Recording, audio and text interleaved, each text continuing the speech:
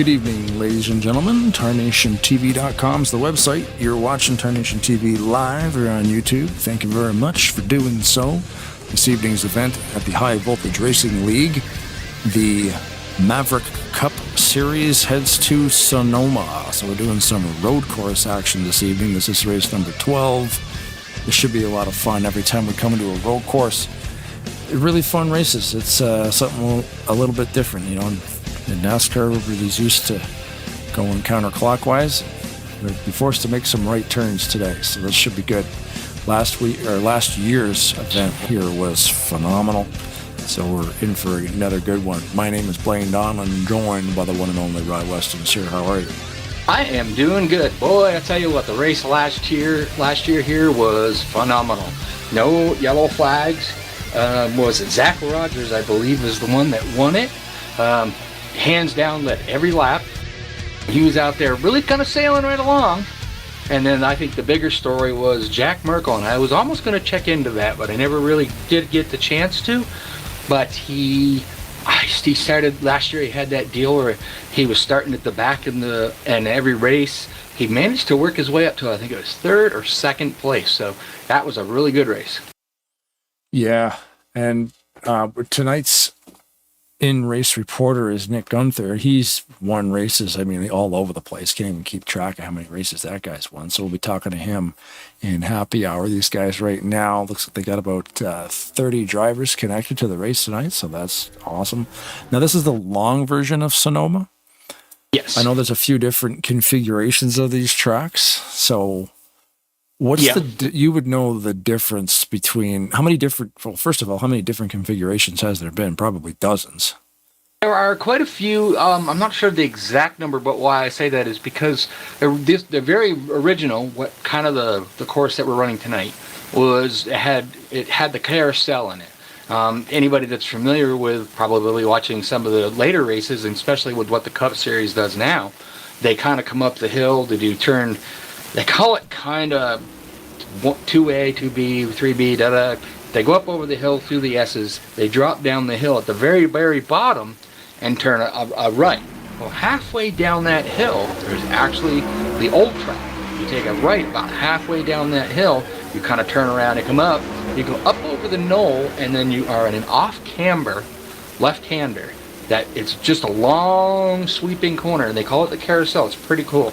But you also got to think, there's NASCAR's kind of changed the track over the years. Most of the time where you get that would be turn 7, which is kind of at the end of the drag strip.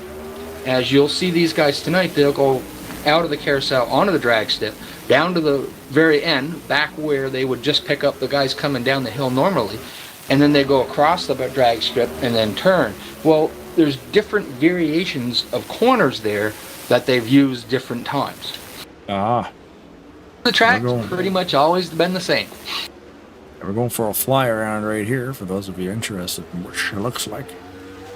But yeah, that's neat. Like, and I know Watkins Glen is similar. They have a boot, they have a no boot, they got chicanes. They add different pieces and take different pieces away. So it's always neat to see what they're running. We ran this version last time. So this is a favorite of Ben. It's a nice track. Somebody went up and hit the. Who is that? I'm trying to get the other core because I keep getting kicked out. So 55 of Gunther. What did he just do? I was going around the track here, and then I just saw one thing we saw. Flying. Somebody that was around last week listening to Keith Hughes talk. He said he weren't going to run. He doesn't like road courses, but we did see him out there practicing. So I'm kind of wondering, will he run tonight or not? I mean, where is he in points? I hadn't had a chance to talk points yet because was tweeting other things going on. But he was like top. Right near the top. He is 5th in points, and he's got a chance if he could just keeps going. And he's missed races. He's missed 2 races, and he's 5th. I mean, I think I would really like to see him just keep going for it, keep trying. Yeah, even if he goes out there and cuts a lap, it's there. Like, I would do why that. not give it a shot? Okay, can't find. Hold on. Trying to find the right core. Drivers, to your car. Nick, you're gonna have to send it to me. So remember, okay. I had to redo the game due to the fact that a really weird situation that happened Saturday night ASR a couple of weeks back. We were getting in there and everything ready to go, and Blaine couldn't join in. There was only 36 people in the server, so that wasn't a problem. So for fun, I jumped out. He was able to jump in, but after we did that, my computer has just not been happy. Yeah, it was strange. It was. Yeah. I don't even know how to explain it. It was really weird. I did find out what the problem was, so at least we know what it is. But it kind of was my player folder, but how, why, we don't know. Right. So I will send you the Maverick core that I have. That is the one I'm currently using. I'll get this all straightened out for you. So there you can see we are at Sonoma this evening. It's the 16th of June. The 23rd of June next week, Chicagoland is on the schedule. And then you can see that once we're out of June into July, Daytona kicks off July with Road America in Indianapolis. And then into August with Montreal. So that'll be neat. That's another road course, or like a circuit. Yes, I've always liked that track. I don't know why, but it's just a fun track to drive. The Montreal one? Yeah, Circuit de Villeneuve. Yep, that's the one. Yeah, it's a great track. I mean, certain tracks just have, they're just, like you said, they're fun. Once you get that track down, it's a fast track, couple of crazy hairpins, couple of tight chicanes, but then you're able to run certain corners off right to the wall and never really feel like you're going to lose control. So it really is set up very well. I've always grabbed Circuit de Villeneuve in any racing game that I've ever had. Like, there's a couple of good ones for Assetto Corsa, and of course in here there's a couple. And that'll be a lot of fun going there. That's a new addition this year. Ben put in a couple different road courses. Or added a few tracks this year because we only had a 24 race schedule last season. This is a 26 race schedule. So. And then, I don't remember, is Chicagoland the road course one on there? No, that would be the oval. Okay, because I was curious about that. Because it would be called because Chicagoland is the race, like, is the oval, where if it was the street course, it would be called the street course, right? Yep. Yeah. Coming back in. Sorry about that. Trying to do juggle and walk and balance all at the same time. You can see on our schedule here today, this, of course, you're live with us right now at Maverick. Thursday will be at Rolling Thunder Gaming. Saturday, we will not be at the Premier Talladega Super Speedway Series at All-Star Racing. I will. But FRN is going to cover it. So Seth Cole is going to cover that one live, so you can see that live. That is their final race. And we had to cancel last week because the wife and I were in Ottawa. And then my brother's coming back into town this Saturday, and we're going to go out with him and his wife to see our friends play some live heavy metal stuff. And so I had to pull a pin on that race also. And I'm like, man, like, do not hesitate. Like, I was talking to Ken Roberts and Brian Wolf. Do not hesitate to hire Flat Out or Andrew at Top Dragster, or like, to get that race broadcasted. Like, that's the great thing about the NASCAR community, the NASCAR 2003 community. Like, we're not enemies with anybody. I'm like, yeah, hire those guys. And those guys are like, hire these guys. Like, we're all just, hey, can you come help me? Can I come help you? Like, we always help each other out. So definitely that's going to be a good race, because the way they track points right down to the last lap. I mean, same with this league. They don't do playoffs. They just track points. So you need to see that final race, and that should be a good one. And Flat Out is bailing us out. Are you racing in that race? Yes. Cool. Yep, I will be. If I'm planning on it, so as long as things go well enough and I don't have any problems getting prepped and ready for this coming Sunday's event, I should be there and go out there and have a little bit of fun with it. So cool. Be kind of neat so I can go and watch a broadcast, kind of not being in it. So We'll let the points roll for this series here. We're just waiting for happy hour. Oh, there it is. There's happy hour. Speak of the devil. We got Nick Gunther that we can talk to about some road course stuff. Yeah, and I will probably talk points. I usually do that right off. Like I said, we were a little bit busy. I will talk points here shortly. Cool. All right, Nick Gunther, you got Rod and Blaine in the booth live. Do you have a copy? Yeah, I do. Hello. So, Hey now. Little birdie's telling me that you're going to be missing some races here. Just taking over the points. You're not a points racer, I understand. I was supposed to be missing 2 races. That's why I declared not to go for the championship. Just try to go as many wins as I can, and I still have a goose egg. So I got to figure out how to turn my luck around, because these last few races have been not because of my own fault, but just unfortunate circumstances. But your consistency's right there. I mean, pretty much I can't think of too many broadcasts where, when it comes down to the end of it, you're not right there, within the top 10 at least. Your consistency's really got you, got to that point lead. That's just what being a fighter is all about, really. It's just if you can't just get the win, you just get the best finish you can. That's pretty much the mentality I've been having at this point. It's probably going to be the same thing tonight because I lost second gear in qualifying. I was just going through the, kind of looking at, how many top 5s you got, top 10s. And really, you're pretty even par with the guys that are around you. One guy that's beat you guys all in top 5s and top 10s, and that would be Keith Hughes. And he's missed 2 races, kind of like you. And he's right there in the points. Imagine if he went for a full season. Yeah, I mean, he'll be lounging around tonight, I believe. He has a thing where he keeps telling us he doesn't want to do these road courses, but there's plenty of them on the schedule, unfortunately for him. Mexico was not exactly the most funnest of times in terms of our road course prowess. We did something that we thought could work, but didn't. So we're hoping not to pull that sort of stuff happen here tonight. Yeah, and last year, you guys here, it was a phenomenal race. Green to checkered. There was this very few very small incidents out there, and it was a great race. I mean, a lot of action. Although one guy stunk up the show pretty good, but all in all, hopefully you guys can put on another great show tonight for us.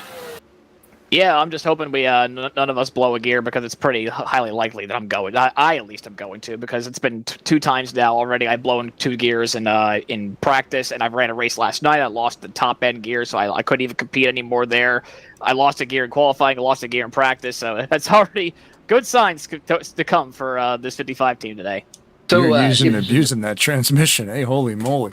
Yeah. I don't even hit it to the chip. I just don't understand what's going on. This game is dumb sometimes. So, if you had a choice, would you, rather run the carousel, or would you just rather run the current kind of NASCAR configuration? Which one do you prefer? I feel like they both have the same number of passing opportunities, so it's I don't know. I mean, turn 4 is a risky passing zone on the short shoot with the short chute there. The carousel makes it more windy and more for lap time. You can pass some people there. You just got to be careful with it. I don't know. I mean, it's up to whatever they feel like that is better. I don't care either way. I'm a road racer at heart. It's just unfortunately, it hasn't been like this for me. Like just this year as a whole in racing, anyway. Well, that's cool. Blaine, do you have any questions you'd like to ask Nick before we send him out there and have him hopefully go out there and keep this championship lead?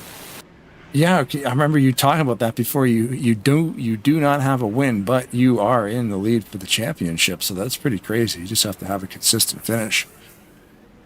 That's the question, though. Here, I mean, I like the way that Maverick runs these things, where they run the admin controlled. They control the yellows, so at least on a big long track, it's like over 2.5 miles long. This track, at least if you do end up in a yellow flag situation, like, are you ready to just get going again? I always wondered how that is, if it messes up any strategies. So you just have to regroup, unfortunately. I mean, you it depends on like what the situation is. I think the strategy tonight is I don't even know, like pit halfway. I don't think we're gonna be able to make a full tank of gas, and I don't think why would you want to anyway? Because I feel like you're just gonna lose it off on tire fall off. We haven't really been and keeps telling me to hurry the hell up. So yeah, we're just gonna leave it at that. Okay, perfect. All right. Well, good luck tonight. It's funny. I told him he's not running my favorite paint scheme. How do you tell when drivers are watching your broadcast? When you say, "Hey, you're not running my paint scheme," he knows exactly which car I'm talking about. So, good luck tonight, buddy. Give him hell. All right. Thank you. Thanks, Nick. Well, Yeah, that there we purple go. one, right? It was Wow. that purple thing that he was driving. Quick see what they're going right into the race. Drivers, to your cars. Get in, get out, and as Brian would say, go live. Yep. Make sure you are live. Thanks again, everybody, for watching us this evening. It should be a pretty good race. Really quick what we'll do is before we go, can't see the drivers just the way they're located on the TV1. I couldn't see him, so I had to go to TV2. But anyways, we'll go through the points real quick. Nick Gunther he took over the points lead last week. Josh Mercurio still in second, six behind. 1 second before you do the points, we've got a Grand Marshal that's got to do their thing. Yeah, we'll do that, and then we'll check back with some points updates. So here we go. Grand Marshal this evening, same as last year. Jeff Davis, NASCAR Winston West driver. Take it away, sir. Drivers, start your engines.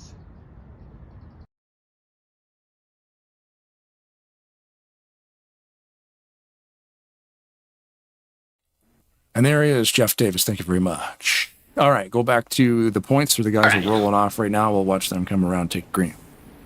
All right, so Nick Gunther took a points lead over last week. He was second there last week, away from second place, Josh Mercurio. Third place is Jonathan Peavy. He is 27 back. Paulo Vitor is 126 back, so that's fourth.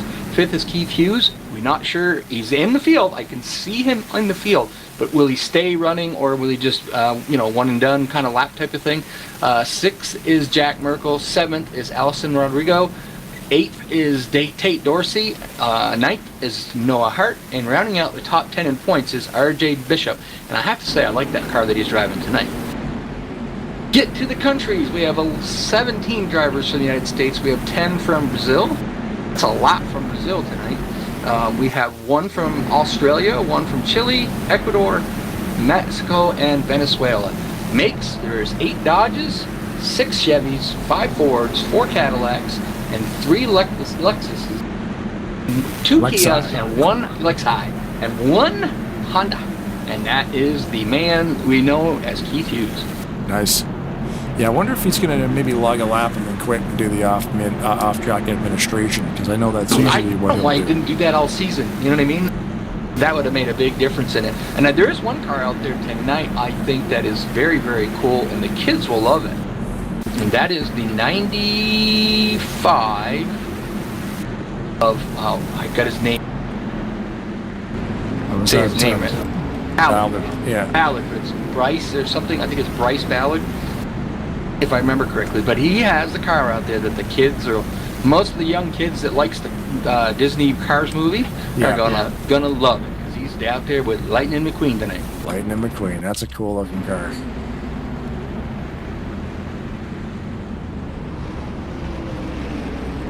I can't remember. Is it Bryce? Or, oh yeah, it is there. Bryce. Yeah, it's written on the window bar on the frame above the window. Bryce Ballard. Yeah. Josh Mercurio took the pole. We have Jack Merkel on the outside pole. The pace car just crawling down pit road. Hopefully these guys don't get jammed up. I don't know. That's the problem with sometimes with these tracks, is you can't pass the pace car until the green comes out. I think they just re-racked them. Okay. Drivers, I'm glad that was. your cars. The pace car was going down pit road, but looked like he was like dragging the wall. So that's weird, because this isn't this isn't some kind of perplexing short track. This is like a legitimate race course here. That shouldn't have been an issue. I don't know what happened there. So they will re-rack them, and we will try again. Where they're starting looks like at the end of the carousel. So right there, where they are is the end of the carousel. It comes right down, and right onto that surface there with the yellow line down is the runoff area for the drag strip. Oh, that's the Actually- drag strip there. Okay. Yep. So they come down through that hill, and they cross the drag strip, and you'll see most of the drivers come out of there and go all the way over. There's rumble strips there on the right-hand side. They'll come down the road a little bit, and then it's kind of almost the way this is designed. It's not really a hairpin per se like what they have in Turn 11, but it is a tricky corner. It's like a double corner to the It's right. like a double right. Yeah, double. Like it almost could have been a hairpin, but they just jammed a little straight section in between the two turns. They come down that straightaway and they turn off from the drag strip. What they're doing right now. And then they come up here a little bit further. So this is the carousel part. This is the end of the carousel. They basically started right in the carousel. Gotcha. So they come down the hill onto the drag strip, then they're in the carousel, and here they're coming out. That right there is a great passing zone. Now you can see what I was talking about there on the outside of the O'Reilly little island there. There's a couple of different things like that. When you get down through now, they're coming down through the S's, which is kind of a cool part of that. But you'll also note on some tracks, this one may not have up there, but some of the tracks down through here, there's about probably 2 or 3 different ways you can go. As you can see where the pace car kind of is, it's coming up over the hill. They're lagging back to let the pace car go do its thing. Yeah. So, well, wait till right now, Josh Mercurio is coming up over the top, kind of the highest point of the S's, and you'll note to the right side there are cones. That is for the motorcycle track. They run all kinds of different stuff up here. And that's neat that whoever made this version of this track actually put all that extra stuff in there. Yep. Because, we take a bird's eye view of this, and you can see those things kind of shooting off. They might not be complete, obviously. Right. But they this part is, though. So, As you can that's see a right motorcycle there, course. So the motorcycles get to run a straight shot right down into Well, that not final. really. Right where they are right now is where they would normally turn to go back in. Oh, the motorcycles would make a little bit of a right and then a left again. Ah. Yeah. So it's just a little different way of viewing it, kind of, sort of, I guess. And that's what there's actually a little bit more. This version of it doesn't have everything like some do. Some of them have a lot more of that. Some versions don't even have the carousel up there at all. Some some have it kind of like an aesthetic. You can see that it could be there. Right. So they lagged way back because they're anticipating that the pace car get jammed on pit road again. So at least this way, there's lots of room. They won't get flagged. And did he? I don't think he did. Yeah, he didn't have any issues that time. Strange. And we are off. The High Voltage Racing League Sonoma 150. Call that turn 1. Up the left-hander, then it's turn 2. Then there's I think it's called 2B. I forget exactly how, but see, that's a S curves up and downhill. A lot of elevation changes. Come up over the top of the hill, down the hill. Normally they'd keep going and go straight down to the bottom, but they take a right-hand turn right here onto the beginning section of what they call the set carousel. Another right-hand turn right here. Come up over the thing. This is where the cars get really, really light because you're uphill, downhill, into this carousel, and you can see they're going quite slow because it's an off-camber corner. There's not a lot of grip in that. You have to be gentle on your way around through that. Such a unique. Every track is so unique in that way too, right? Like they lighten the car up by doing that, and you're like, oh yeah, you got to be careful coming down there because you're not really loading the suspension as hard as you would in other turns, especially when we're racing at ovals. Now they're going down through the S's. Now the key to the S's. This is a fun part. You can make up a lot of time in the S's. Yeah. If you're good and smooth and keep that forward momentum down to turn 10. One of the trickiest turns, we'll probably see a few drivers drop the left side tires out there into the dirt into turn 11. Turn 11, the hairpin, turning right around and coming right back at you. Then they come out to the little straightaway to the, I guess they call it turn 12, right to the start-finish line. Josh Mercurio out front. You got Jack Merkel right tight there behind him, not letting him get away from it. Allison Rodrigo, I believe. Behind him, Gunther up there in the 4th spot, so he's still running really good. Paulo Vitor started in the 4th spot, probably lost out to. It's a hard place to pass, but there are places that you can pass. 9 times out of 10, you're going to do that in a corner, kind of like what Nick Gunther just went down through there. It's, you know, on the bottom of the hill there. See, like he said, carousel's not really an easy place to pass, but it can be done. You basically would try to, ooh, Nick just slid that thing sideways going into the carousel. That would have been a good example of what I mean by how it just off camber slides away. If you get off the carousel well enough, you know, you can pass somebody because you're going to have momentum. Yeah, this is a great track. It's a lot of fun, especially like the S-bends too. It feels like you should be out of control going down here, but if you can pin that thing, it's fun to kind of sweep through these turns. And I've always been a fan of the road courses. You know, I'm never going to win one, but I have a lot of fun driving them. Oh, absolutely. Now you watch with as Mercurio goes down through there, you're on board with him there. You can see how much curb he's actually taking. You drive right up on that curb. Sometimes it'll lift the tires right off the ground on them curbs there. So you hit them right, you hit them wrong, and you'll be out there, you know, sliding around in the dirt and the grass. So this last corner right here, near turn 10, sometimes you lift, sometimes you don't. Depends a lot on the setup and the driver. Later in the run, you definitely have to, because as tire falls off, you know, it'll slow you down quite a bit. Right. Looking into the chat, David Chin was in there saying hi.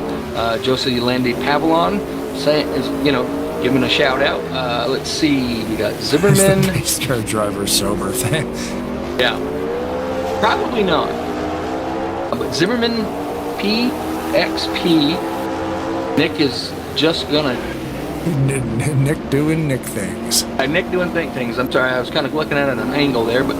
Then of course there's Robert Springs. So what's up, Tarnation TV? We see him, follows us all over the place and right into even into the Valheim world. And then thanks, Linda Robert. Snyder, great camera angles. So there's Mrs. Snyder. Thank you for watching, Linda. Yeah, we try to. That's the thing with the Tarnation TV broadcast. We always try to up the game. A lot of people do the broadcasting thing, but I can get, you know, different angles and get my drone going here, stick it to the side of the car. You look at the lap times. You know, it's the fastest lap that Josh Mercurio has set so far is 1:35.417. He did that just this last lap. 2.5 mile hour track. What, Daytona, you get around there in about 48 seconds. Yeah. You know, big difference in how you're driving. Yeah. Daytona is the same length as this track. The problem with this track is nobody ironed it out to be an oval. It's a little bit topsy turvy. So it is crazy to see the difference in lap times though. Mercurio hitting what he's hitting with a 1:35, and then you've got probably 20-second gap to the final set of cars. You know, it's just how these guys are consistently this fast. But you look at it too. So I was just telling you the best lap that, Josh Mercurio locks him up a little bit going up over into the carousel there. But I was just telling you his best time. The fastest time set so far is Jack Merkel, and he did a 49.140. That is pretty fast around. Sorry, 49. 90. My dyslexia kicked in here. 94.140. So that's still getting it done pretty good around here. Yeah. Ooh, it was a good one if you were on Mercurio right there. He showed you exactly. Ooh, he's a little wide. Jack Merkel's going to go on the outside of him there. Yeah. To beat him into turn 10. Mercurio still a little bit loose here, getting out in that dirt, kind of trying to get that dirt off his tires. That's the thing. Once you get in the dirt, and it cools your tires down a little bit. Yep. And that's kind of like, you know, like you said, you got dirt on. Like I don't think in this sim you get like dirt on the tires, but that's kind of how they mimic that. Is like the track surface is a certain temperature, but then the dirt is going to be a lot colder, so it's going to cool the tires down. So then it feels like it's slippery because that's how they mimic that, having dirty tires. You got off the racing line. The best way to explain it to people is if you step off the track, it's like going from hot pavement to wet grass. Mm-hmm. It's exactly the way. So you think if you've got a hot tire and you drop it off into the wet grass, it's going to cool it down quite a bit. Exactly what happens when you drop a wheel off. It's almost like you've got wet tires for a minute. You got to get that wet off and warm them up enough so that you can get back where you got the grip. And then people will say, but this game came out in 2020 or 2003. That's impossible. Like, nope. These guys were ahead of their game, man. Papyrus was... The stuff in this simulator will boggle your mind. And we're running a fixed setup and fixed weather. You put weather in the mix with an open setup, you're talking a whole different monster. This thing is insane. What also was kind of cool is if you, we joked around the other day about we ought to do a broadcast for the very first original NASCAR to show people what it was like. But as you go through the years of it, a lot of times it would be like trying to, if you're familiar, the people out there that aren't familiar with it, they have a thing that you can do braking help and stability. You can turn this on, and it's kind of like having traction control. You don't spin the tires, you don't lock the tires up and stuff like that.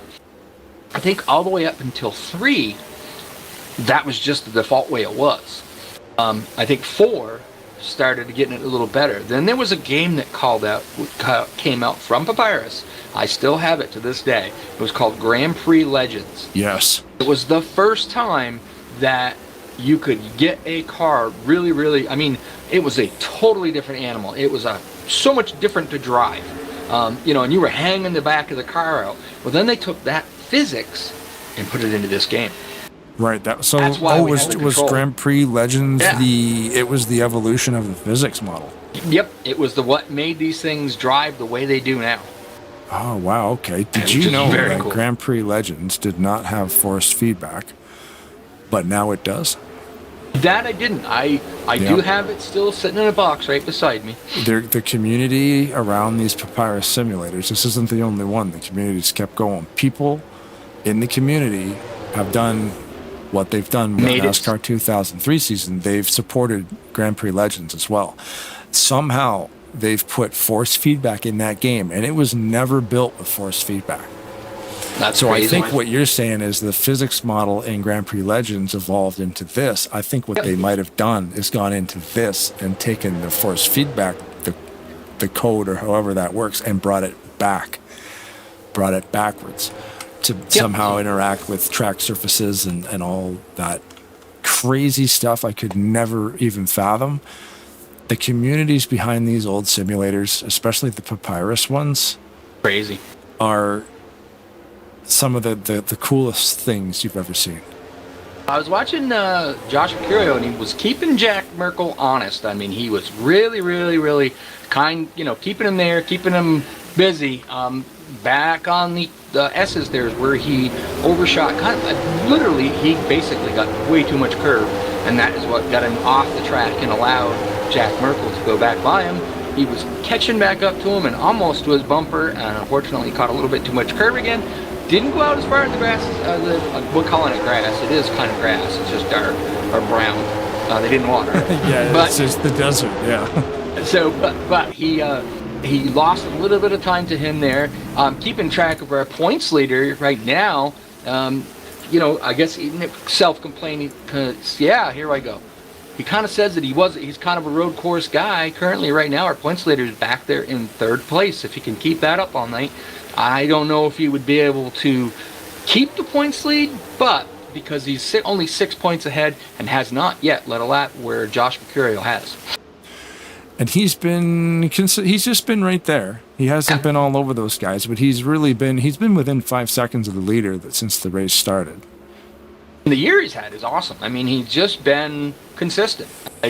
Hasn't won a race, but and that I believe they do. You get a little more points if you win a race, but not everybody is just kind of dominating like that.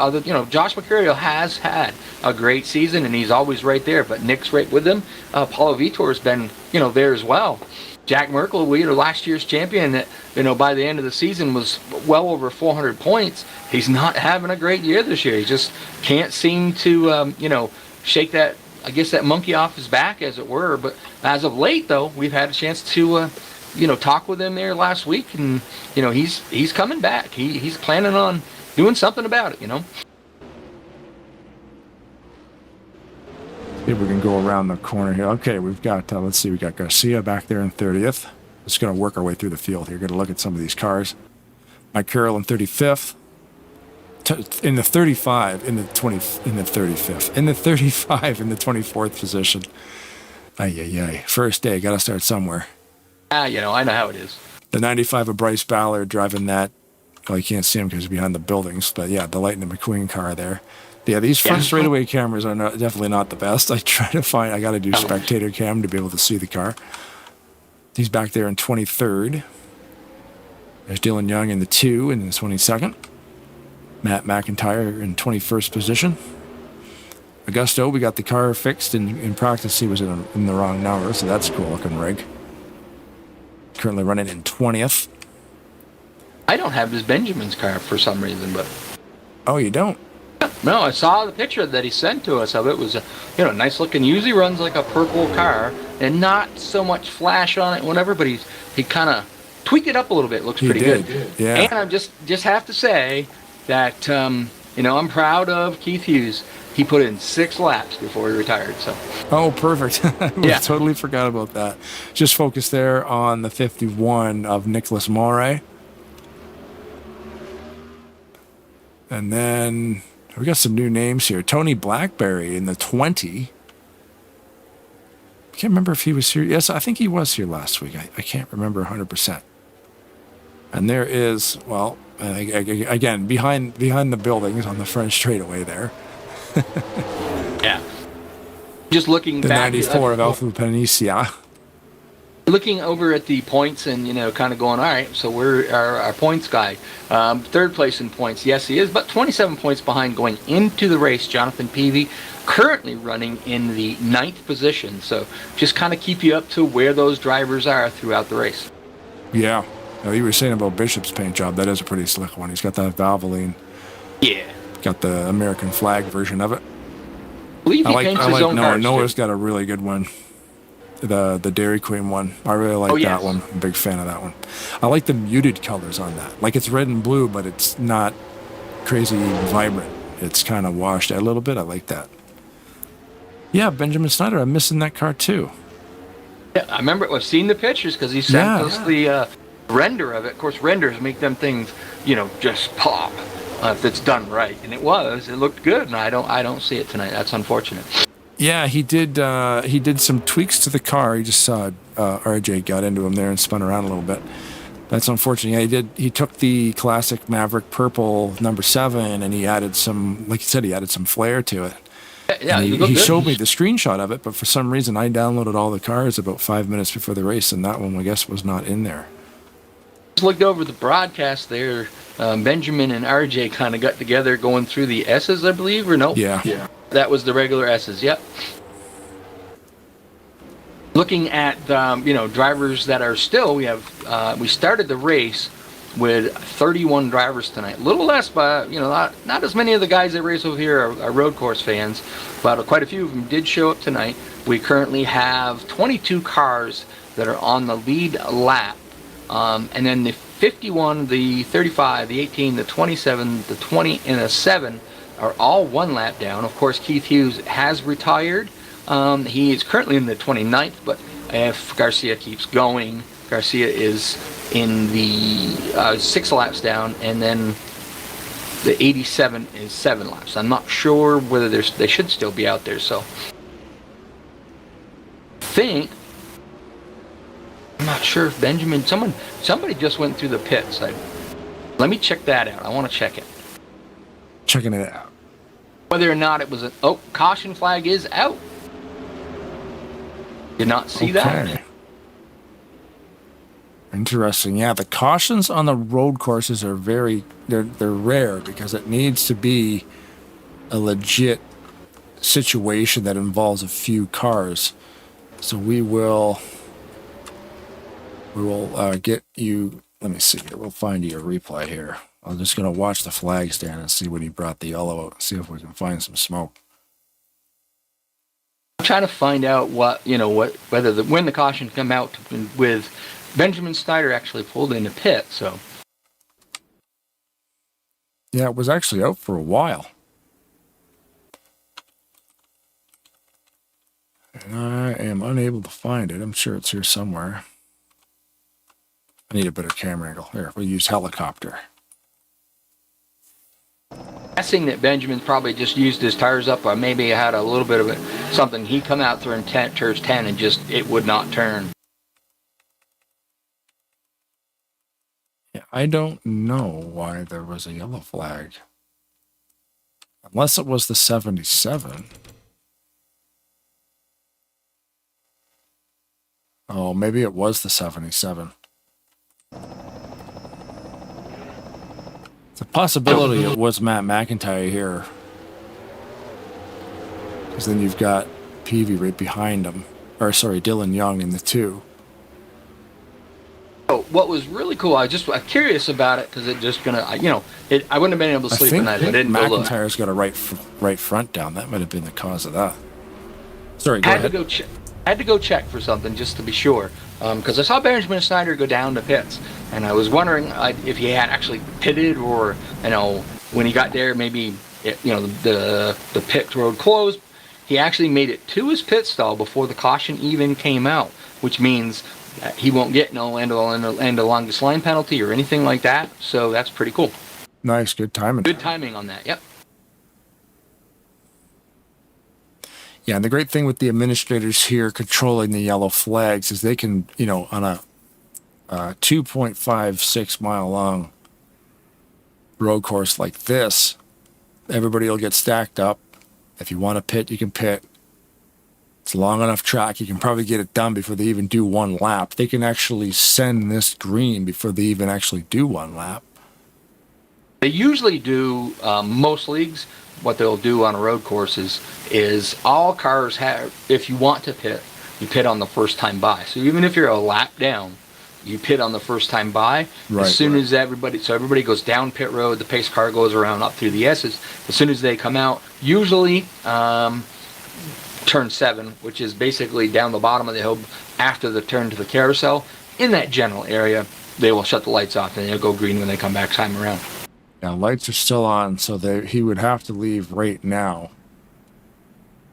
So pits are open. So that's the point. They're going to allow these guys to pit. Yeah, and they'll get one time at it. Some of them staying out. Yeah, those guys might be a lap down, actually. Lap cars are not allowed to pit first time by. No, they are. I may not be here, too. I don't know. But most of the time, most leagues, they may do a 2-lap, the 2-lap thing around here. But most leagues will not do that. They'll actually, allow the lap down cars to pit that way. But these guys also, they could be doing a little strategy. We call them the wave rounds. One driver or 2 drivers, I forget over here. Different leagues do different things different ways. But at least one driver will get a lucky dog, which means they'll go around everybody, come around to the back, and continue on and get their one or more laps back. But if you are a lap down and you're not in that position, you have the ability to stay out. You'll be in front of the leader, which is going to be, it looks like it's going to be Josh Mercurio, going to be the one that wins the race off pit road. If you're in that position, once they get the one to go, they're allowed to go around. They'll come back up to the back of the field. And then what you kind of hope for in that scenario is that a caution falls before you have to pit, and that just, gets you caught right back up with the rest of the pack. Yeah, that's the bonus, if you can maybe hopefully get in there and catch one. Yep, that's and that's a strategy game.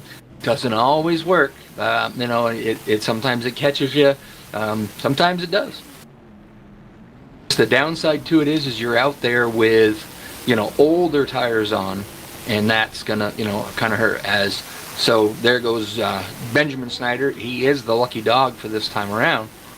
So he is taking his trip down around the track to gain back his lucky dog. And as you look in front of Josh Mercurio, there is no cars. So all of those cars that stayed out were wave around cars. They will not be allowed to pit. They are not. If they pit, it wouldn't be an advantage right now to do that, because you wouldn't really be able to get enough headway to where it would be beneficial. Right. By the time they get there, they get on pit road, they come out, the leaders are going to go right by them. So you don't want to do that. But the rules, usually the rules are, if you are a wave around car, you are not allowed to pit. One of the penalties for it. Lights are off, so we will be going green again here at the start of lap 13.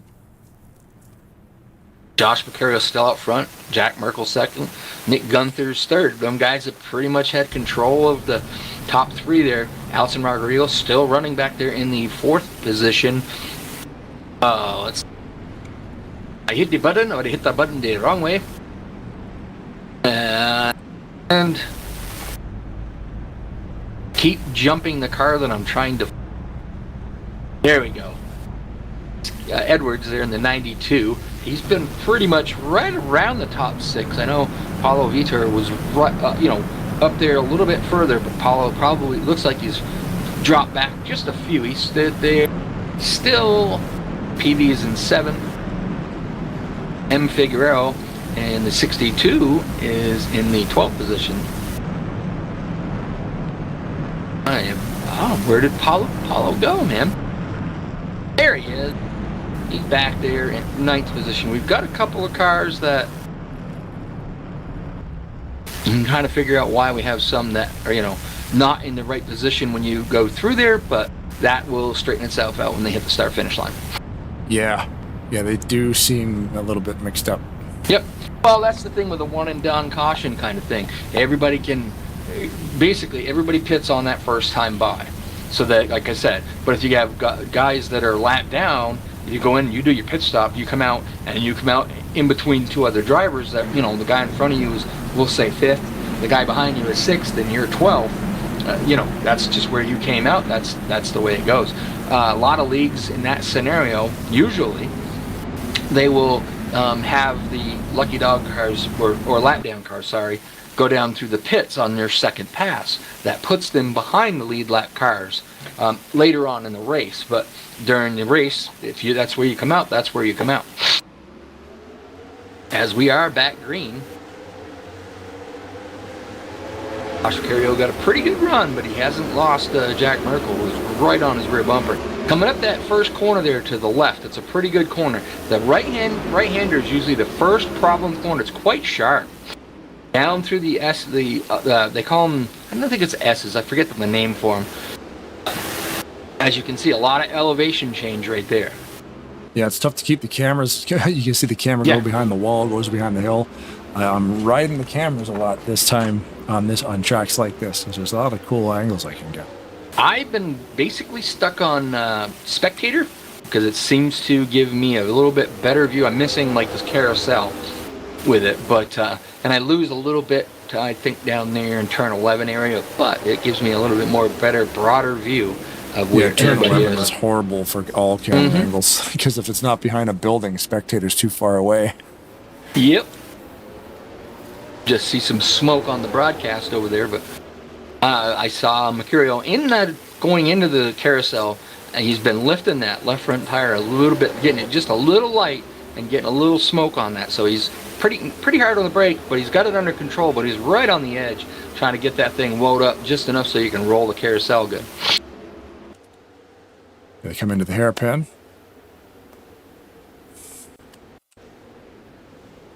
In spectator you can see it, but it's miles away. Yeah, I got one of my pit lane cameras. I think the caution is out again. Oh, wow.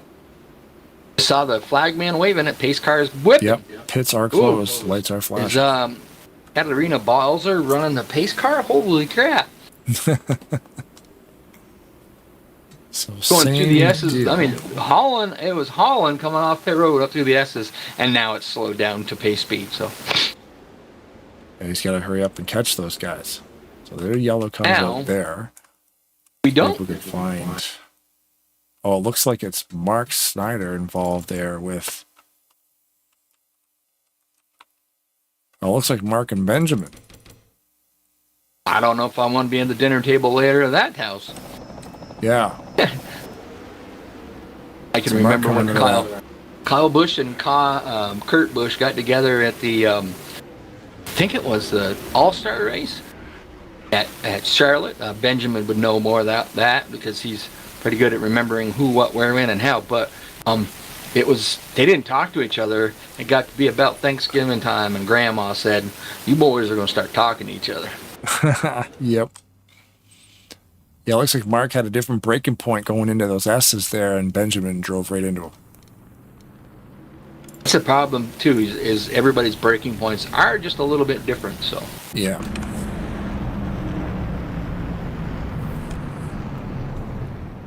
now you think they go around here fast. It's I'd say Mercurial still the fastest lap he's turned is a 1:35. That's weird how. Does your GNL show a weird number? Well, yeah. It's showing 94 seconds, which makes no sense. Yeah, I was going to say Nick Gunther currently right now, it says he has a 94.644. But if you look at Nick Gunther in the game, his best lap is a 1.34.976. So I'm not sure why that is, but... Okay, no, that makes sense. Because it's 94 seconds. Right? A minute and 30 would be 94 seconds. Like, would be 90 seconds. So that's what it's doing. But GNL TV is reporting it in seconds and not a minute and 34 seconds. Let me try something. Hold my beer. Or last lap. Yeah, what's the best lap? Okay, Nick Gunther's best lap. Is it... I'm checking something right now. Yeah, his best lap is 1 minute and 34 seconds, so the game's reporting 94 seconds. That's the same. Because if you switch it over to miles per hour, he's actually... And then 94... Yeah, I wouldn't know that one. So yeah, miles per hour, it says 94.466. His actual best lap is 95.335. So... Mercurial, sorry. I need Gunther. Yeah. But it is funny how the game will show you a minute and 34.976. But then on GNL TV it's saying 94 seconds, 0.976. So it's the same it's the same thing. It's the same thing. Well, the front runners did not pit this time. By course, they just barely pitted. I looked into the garage. The garage says that they can do about 20 laps. I forget. I think it's everything they pretty much do is 2x, with the exception of the super speedway races. They do them at 1x. Yes, so this is 2x. So they can probably make it. Oh, you said 20? It says 20. Maybe not. I believe they're going to have to. I'm listening to Nick Gunther's car as he's going up through the chicane up the top there. I can hear him clutching. So. Classic. As long as he doesn't pull a... Oh, God, what was the Aussie's name? Oh, no, I can't think of his name. Road race guy that came from Australia that was really good, Marcus Ambrose. And he leading the race and went up that hill right there and shut the motor off to save fuel and stalled. And couldn't get it started for a minute. And went back to 6th position solely because if you lose forward momentum, and somebody goes, they can go by you. And that's what happened. Yeah. He lost about 6 positions for it. Came back to finish like 3rd or something like that. But he was dominating the thing. I mean, nobody really had that much for him. Got back there in about 6th in the traffic. Bad air. He just couldn't get it done. But. And he was shutting the car off to save fuel. Yep. Fuel conservation. Huh. Back then, I believe they were still carbureted. Oh, okay. So, yeah, they all do it. It's just the way he just had a bad thing where it couldn't run it, and it wouldn't start right back up. And a lot of times the guys will do that where they can roll it and then bump start it. Well, he was on an uphill, so. Oh damn! Took him a minute to get it going, Plus, depending how low you are on fuel, the fuel could slide away from the pickup if you are tilted the wrong way. Yeah, on the ovals or the simple, they got little gates that keep the fuel where the pickup's on the right-hand side anyways, but they have little boxes inside the fuel tank. That's where it picks up the fuel, and they have flappers. So basically, it's like a little door that when the fuel goes in, it stays in there, and then if the flap will kind of close. So if you put pressure going the other way, the fuel can't come out of there. They do that just to keep and make sure that there's always enough fuel for that pickup to pick up on.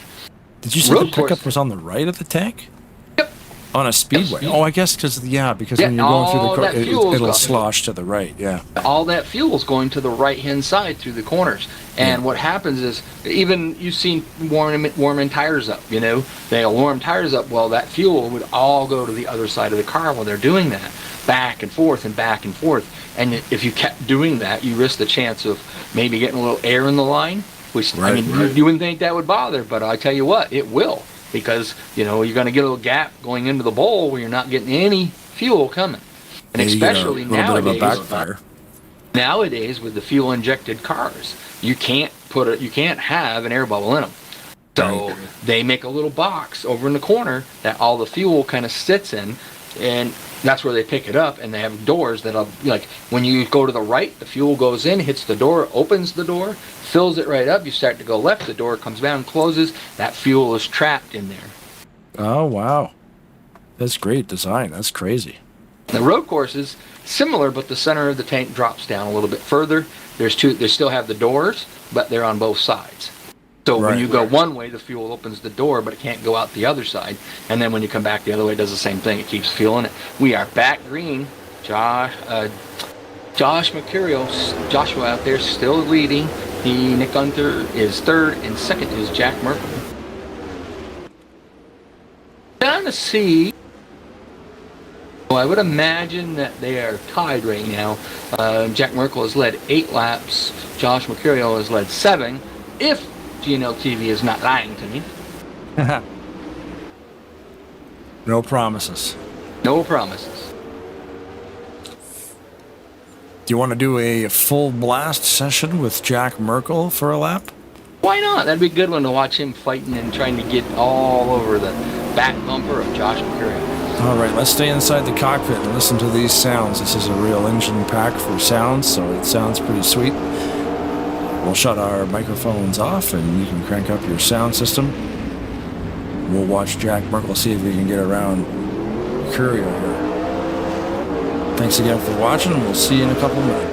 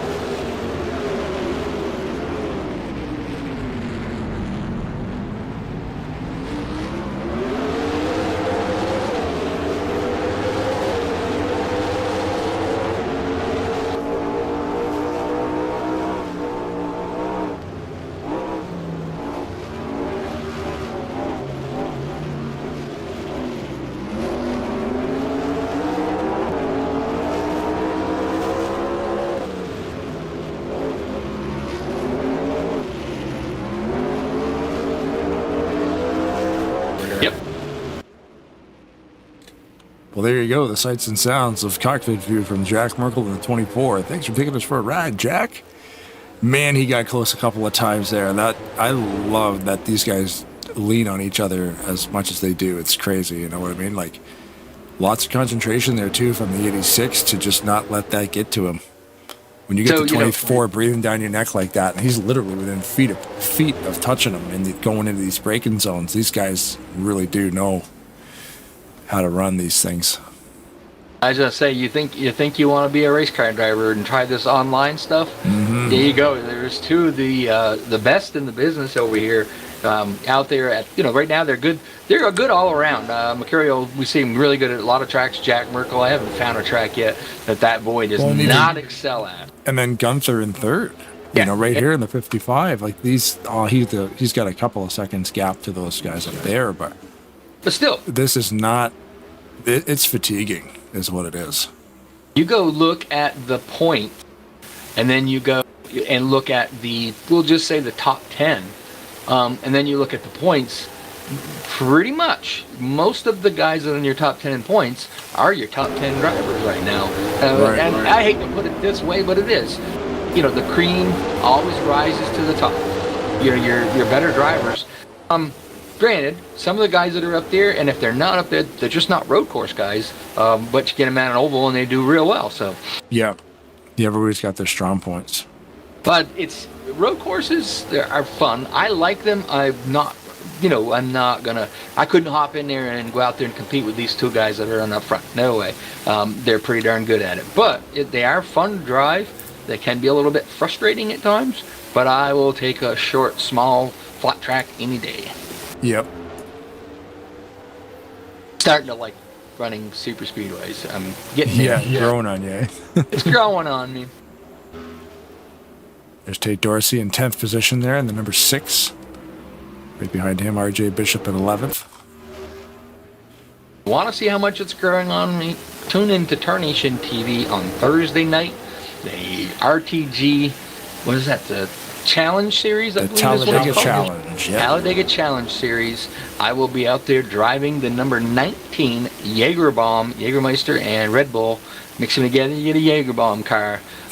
Trying to get myself back up there in the top 30 in points so that I don't have to do the knockout qualifying. I believe I did that last week, so I should be good, but it's a lot of fun.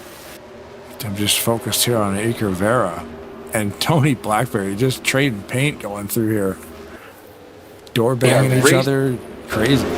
They are racing each other like it's the last lap, and it pays $1 million. Ooh, through the dirt. Oh, what? That was awesome.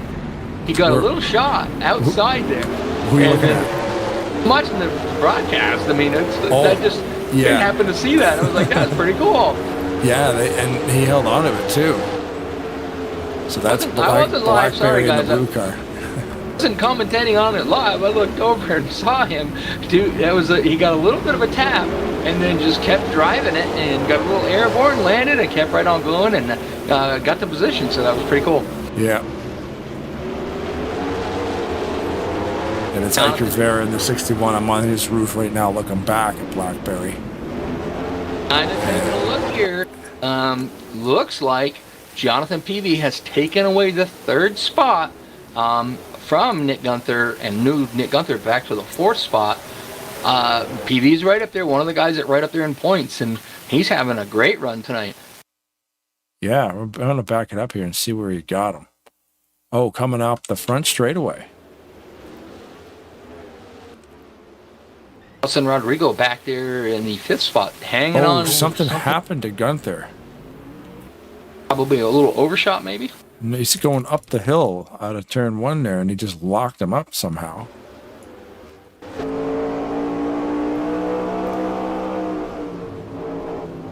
Gunther's not yet let him go away, though. He is staying right with him. He got a little bit loose. He kind of, it loosened up, offset the suspension, I think.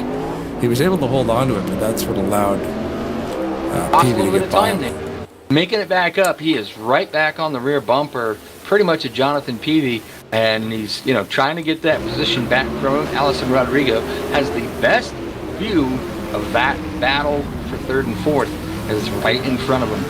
He's back there just hungrily going, go ahead, knock each other out, I'll take third. Yeah. Ooh, Peavy over the top into the carousel, locks up the front tires.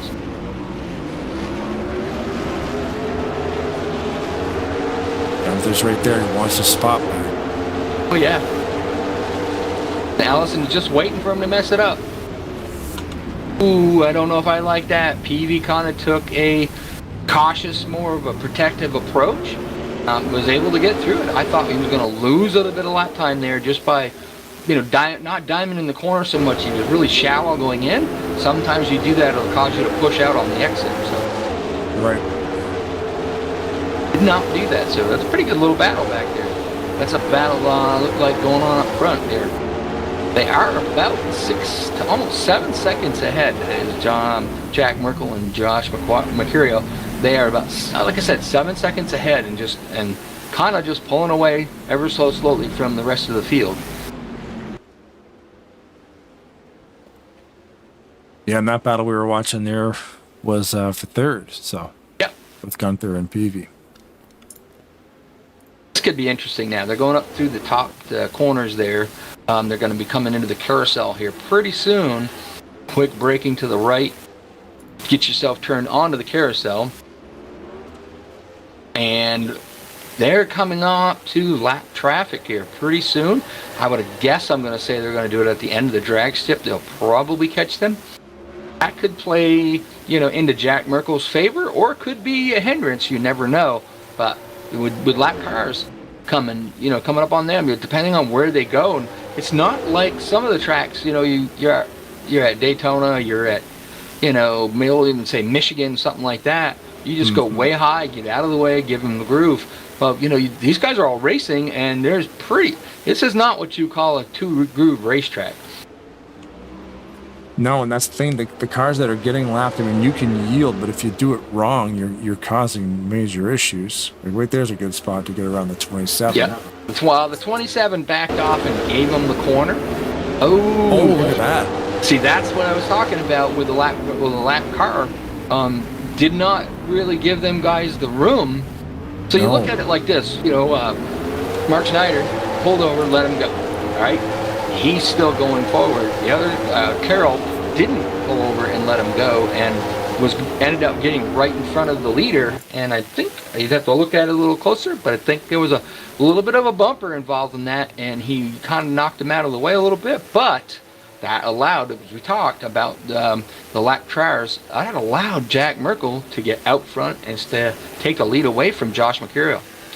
Yeah, I mean, Josh has been holding Merkel behind him for a long time. I mean, Josh has led 14 laps, probably consistently in a row right there.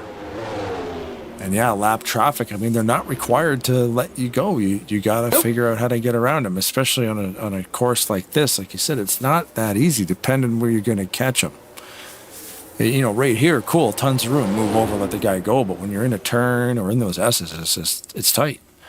Really, you think about it, down the drag strip, off the carousel, and probably that little short run as you come off turn 11, which is basically almost the last corner. There's a little kink to the left there before you get to the start-finish line. But off from turn 11, kind of to the start-finish line, is another area. You do come off the corner, kind of tight to the wall, off the wall and everything, but you have a little bit more room right there to get out of the way. The rest of the track, if everybody's here racing, you know, they want to keep their position. So not a lot of places for the leaders to kind of get around the cars unless you do like Mark Snyder did and let them go. Courier to the pit. Okay, that answers my question then. They make it on fuel or tires. It could be a tire situation. I mean, we've been so interested in the race. We are on lap 24 of 73. So we're pretty sure from here, this will be the last pit stop of the night.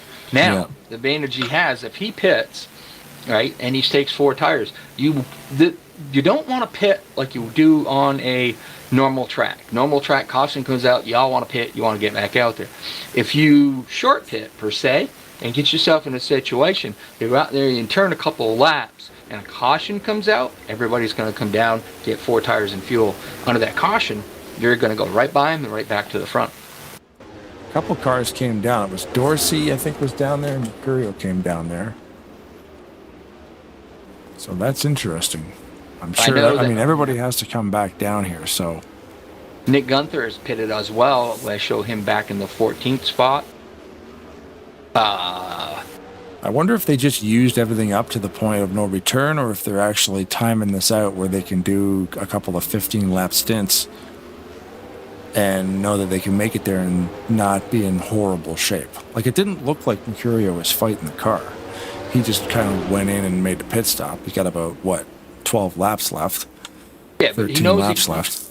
Like I said, you can make it on fuel, so you want to get out there and you want to do get your tires as soon as you can. So Jack Merkel's still out there, still running. Okay, let's just say hypothetically, we've got most of the cars are pitted. Looking at the numbers, he hasn't put any of those cars that have pitted a lap down. Caution falls. Mercurio is now the leader. He has to go down pit road to get 4 tires. Nobody else does. They can go the distance. May they not have the freshest tires just because, they pitted and they run a few laps on it. Yeah. But you've got Jack Merkel out there with 4 fresh tires that has to go through maybe 15 cars to get back to the front. So I think it's, I can see why Jack is doing this. He's still turning some pretty decent lap times.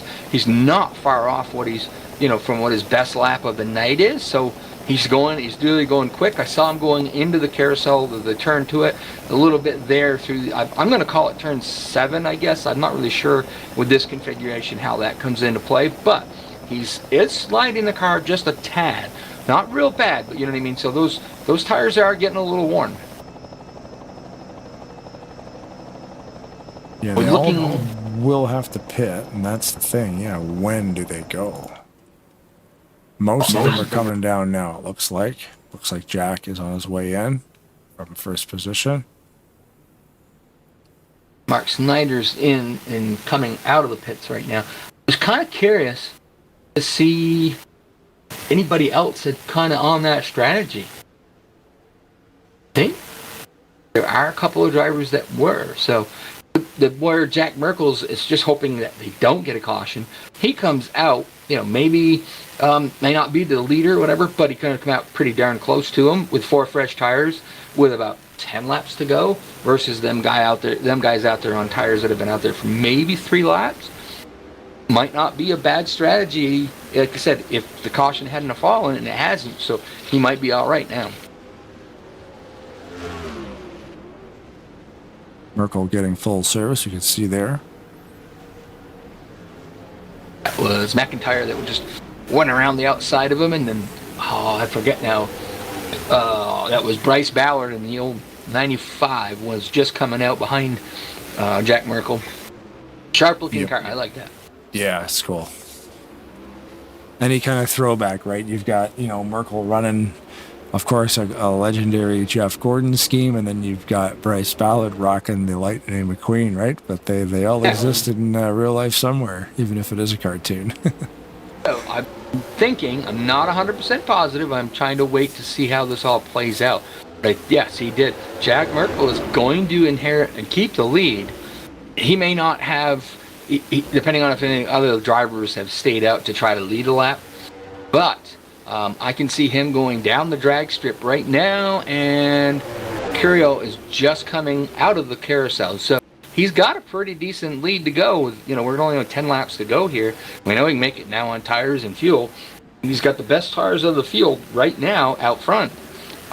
He's got some lap traffic coming. I think RJ Bishop, but I'm pretty sure he'll be able to get out there and get by Bishop and just kind of truck along. Right now, currently, it looks like I'm only looking at scoring because we have to wait for everybody to kind of get around here.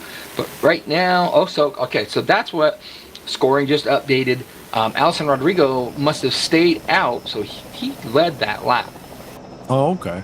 So that's what we're sometimes in the pit cycles, with this track being the way it is and the length of it is, it takes a minute for everything to get caught up. Merkel currently is in 3rd, so he's running down RJ Bishop, who's actually in 2nd right now, and Alison Rodrigo has probably not pitted, I'm going to guess. And maybe the same with RJ Bishop. Let me look at their stats. 43 of Rodrigo, yeah, showing him. Rodrigo's only one pit stop. Right, he needs to pit. Carnby Edward, Todd Wilson, Iker Vera, Noah Hart. They all need to pit still. Matt Scully back there too, and 16th also needs a new pit stop. Whew! Merkel whipped right by I believe it was the 5. But not putting one lap down because he is not the leader. And he makes short work of RJ Bishop on them older tires coming out of the carousel. Those newer tires just carried way more speed. He was able to drive underneath RJ Bishop and make the pass. Nice and clean pass.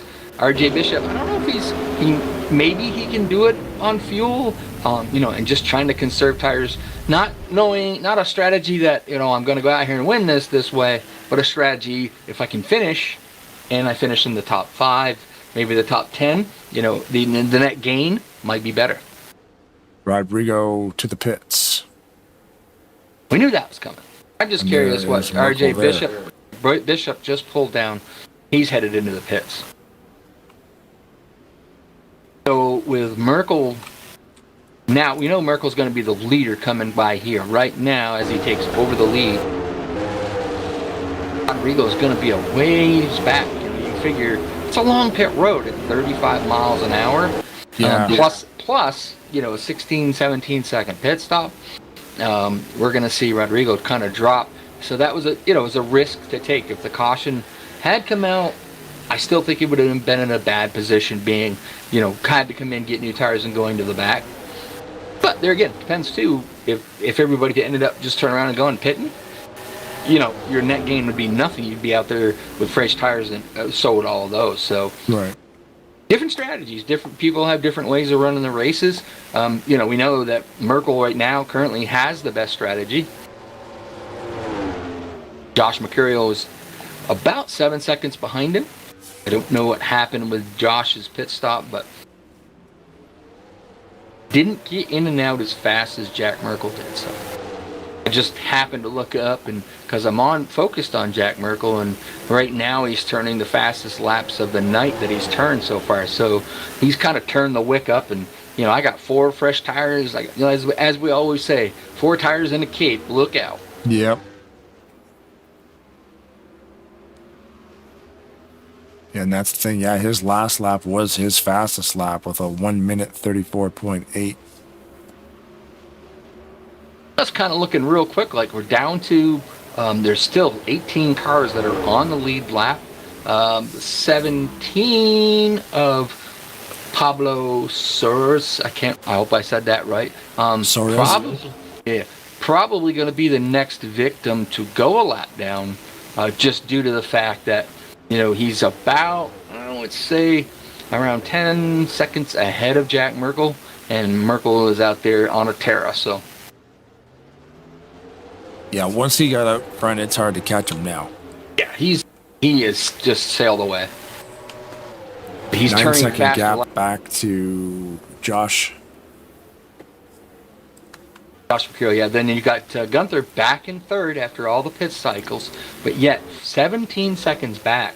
Just give you an idea of how incredible of a racer on these road courses that Jack Merkel is.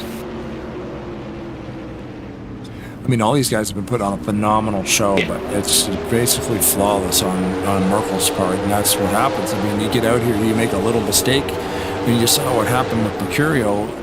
He had to deal with some lap traffic, and that's, and Jack saw the opening, was able to get around that same car, and Josh wasn't.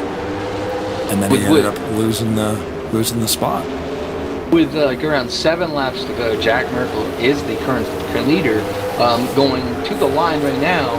At the line, he's going to be going to 15 laps led, and Josh Mercurial has led 14. So this is going to take him one step further ahead in points by leading the most laps, as long as he can stay out front, not making mistakes, and let Josh Mercurial get up there and start leading again. And then you got Nick Gunther. He's third, doing great, having a great night. The guy that races kind of like I do. I don't race for points. I go out and have fun. But, hasn't led a lap yet tonight. So with, you know, he's right there behind Mercurial, but only 6 points. I think if the race were to end right now, I think Mercurial would take back the points. It's very tight up top there too when it comes to points. It's pretty crazy. It is to a certain extent, and then it separates. But once you get, you know, the top 2 drivers and the third, Jonathan Peavy, is not that far away. When you get to 4th to about, I'd say about 8th, it's pretty tight. One race could move you, you know, up 3-4 positions or down 3-4 positions, just depending on how the results of the race work out for you. Yeah, not to mention post-race stuff too, because they've got, you know, bonus points for stuff, and maybe you got caught doing something wrong, you get docked points. Right now we're looking at about 6 laps to go when we hit the line here with Jack Merkel leading. You know, as long as he don't make too many mistakes. Now the question is, we've run 32 laps here tonight, off and on. We've reviewed Jack Merkel. Has we seen him make or drop a wheel the wrong way all night? No. It just usually doesn't happen with Jack Merkel. And he's extending his lead out there. Josh Mercurio just hit the line, 12.1 seconds behind him. Nick Gunther, he's back there 19 seconds. So I'm telling you right now, he reached down to that steering wheel, he grabbed that rubber band, and he twisted that thing as tight as he could get it. And he's got that thing wound up, and he's headed. He's just walking away from. Yeah, that's crazy, because it was 9-second gap last time past the stripe, and now it's a 12-second gap back. He's added 3 seconds in the last couple laps. Like I said, I didn't have the time. I was kind of busy today. I didn't have the time to go back and find the export from last season to see where he did finish. But we do remember, like I said earlier, that Zach Rogers come up here and put on a clinic. The race went caution-free. It was an awesome race. I think he led every lap. He didn't let every lap. He got out there out front and got a big enough gap on everybody. So when he pitted, he came back out, never lost the lead. But Jack Merkel really, really put on a show as he worked his way caution-free from the very back last car all the way to up to about 2nd or 3rd. I don't remember exactly where he finished, but last year they had the bet. He had to start in the back. And this year, he said, I'm not doing that. And he's actually gone to the back a couple of times just to see if that was the, misfortune for him. It worked better, but now he's back qualifying and starting up for the front.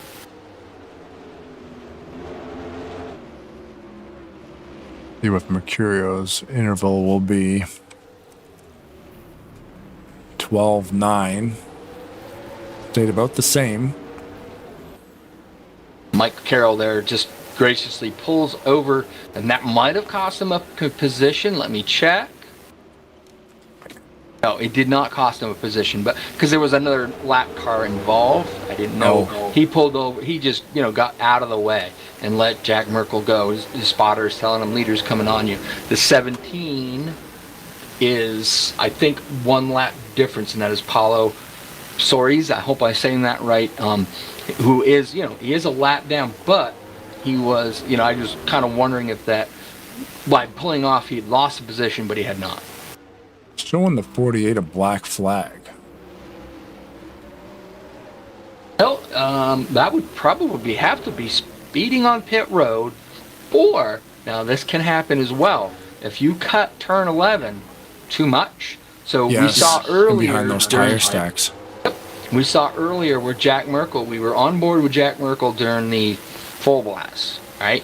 You saw when you had the camera over there on the front A-pillar. For those of you people that not sure why we call it an A-pillar, where that is on the car, front of the windshield to the right side, that very first body panel that goes down is called the A-pillar. We had a camera right there. You could see the camera was going through the tires. That's about as tight as you want to get. If you go too far beyond that, you'll get a black flag. You won't get scored that lap.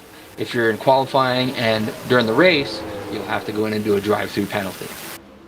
Yeah, so Austin LaPlante right here, just following along with him, because if he's going to have to serve this, he's probably going to take it right now. I would assume that is what he's going to do. It is, unless the admins decide to clear it. I'm sure he's up there in the room, just hollering, "Oh, it's no, I didn't do anything wrong. I got a black flag," and hoping that they will clear it. But the only way you could do it out there is you'd have to cut the course, and you can get black flag for cutting the course for sure. So he didn't pit. I don't know if he's chancing it. Trying, like you said, he's probably trying to appeal it, and it is gone. The flag has been cleared, so. He probably appealed it, and they, let it go. It was figured it was a mistake or something, or sometimes the game does glitch. That's for sure. Yep. The weird one is when you see somebody that glitches out at the start-finish line. You're following a guy. He's fourth. You're fifth. You go past the line, and you're fourth, and he's now 20th. Yeah. Because the game, if you lose connection when you cross the start-finish line, won't count you. It thinks that lap never happened, so that you're a lap down. Yeah. So there's another couple of seconds added to the gap there. Merkel just driving away with it, like you said before. A couple laps to go here. Gonna go through the top 10. Basically work my way forward. RJ Bishop currently running in the 10th position. In the that's a nice car he has. I like that looking, sharp looking rig. Move up to the 9th place. That is 92 of Edwards. He's still there, still going. Been in the top 10 most of the night too, so he's doing all right. 8th, that is Jonathan Peavy. He's been a little higher on through the night. Right now, currently in 8th with 2 laps to go. So still right there, still in the points. Todd Wilson in 7th, in the 68. Now that's normally driven by Joseph Landy Pavillon. He is not here tonight. He has got a substitute driver doing a great job for him. Coming in the 6th spot there is Paulo Vitor. He's right up there in the points, having a great night. That's going to be a good points night for him. 5th, that's Allison Rodrigo. He's been right there about the 5th and 4th spot all night long. Going to be an awesome points night for him. And 4th, Tate Dorsey. Really, I'm going to say this, Tate's been kind of around the top 10, top 12, and now it's coming down to the end of the race, and he's worked his way up into the 4th position. It's not uncommon for Tate. Usually by the end of the race, if he's got a car and he's still in it and he's still strong, he's usually right there in the top 10, top 5 every night. Now we're going to find 3rd. That is Nick Gunther. He's kind of a little ways away from the rest of the drivers there. Tate Dorsey, sorry. He's still hanging strong out there in the 3rd position. Not in my favorite paint scheme, but it is what it is. It's a sharp looking car though. It does look good. Then we go to 2nd. Josh McCary has led 14 laps over the night. He's just had a few kind of step off mistakes. Just kind of hit the corners wrong, got a little off track, which allowed Jack Merkel, who is our current leader, by about almost 17 seconds. So, like I said, he turned the wick up and he is headed. Past a few more cars right there. You can see to put them a lap down. Come around here and take the white flag. Come up over the S's there, and the S's kind of have a little bit of an elevation change, and when you get kind of halfway through it, they come over the corner, the back end of the car, got a little bit light, he hangs it out there, never lift it, just turn the wheel and drive it through it. Yep. Using every inch of this track, using up every asset he's got on that car. Flagman's got the white flag out, here he comes to the line. I'd like to say if caution falls now, the race is over and he wins. Not at Maverick. If he makes a mistake, a caution flag comes out, they got to race back. So if he makes a mistake during that run, Josh Mercurio could steal that win away from him. Whew, he is hanging that car out. He come out of turn 3D sideways. You think he's taking it easy with an 18-second lead? You're wrong. You're wrong. Yeah. I ain't never gonna use these tires again. They're gonna go hang on my wall somewhere. Let's burn them up. Yep, we've been attached to the side of the car for this entire final lap here on the 24 of Merkel.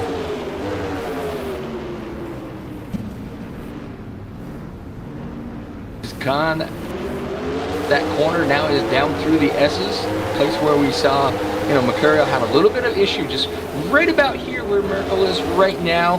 He took too much curb. You get just too much curb there, it kind of sends you off the track, and unfortunately that's what happened to Mercurial earlier. But, and he's still going to have a great run, going to be finishing in second as the race looks like that's how it's going to play out, and he'll get a chance to tell us about his night in a few minutes.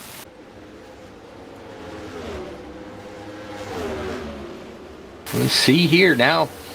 Merkel's coming around the last corner, turn 12, to the start-finish line. Your winner tonight is going to be Jack Merkel. My game just crashed. Oh, no. Oh, man. I'm going to lose that whole replay. Oh, That's whole not good. race was perfect, and it just puked on the last corner. Well, Jack Merkel's going to come home with the win, Josh Mercurio second, and our in-race reporter, which we didn't get a chance to talk to him during the race, but that is Nick Gunther, is going to finish third. As soon as we can get Jack Merkel to burn him down, we get him hopefully back in here in time enough to see him burn him. Ooh.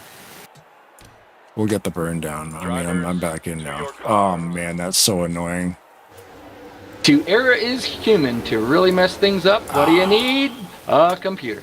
Unreal. Okay, we're back now. Oh, wow. Just to see what's coming to the... Holy crap. I'm going to tell you something. You need to do something for me. Oh, you probably don't have it. I hope you are in there. I am. The view of Nick Gunther after the race. The view of Nick. Well, we'll get on the 55. And you want like a cockpit cam? I have no idea, because from where I saw it... Oh, man. Oh, did he go through that weird little glitchy part?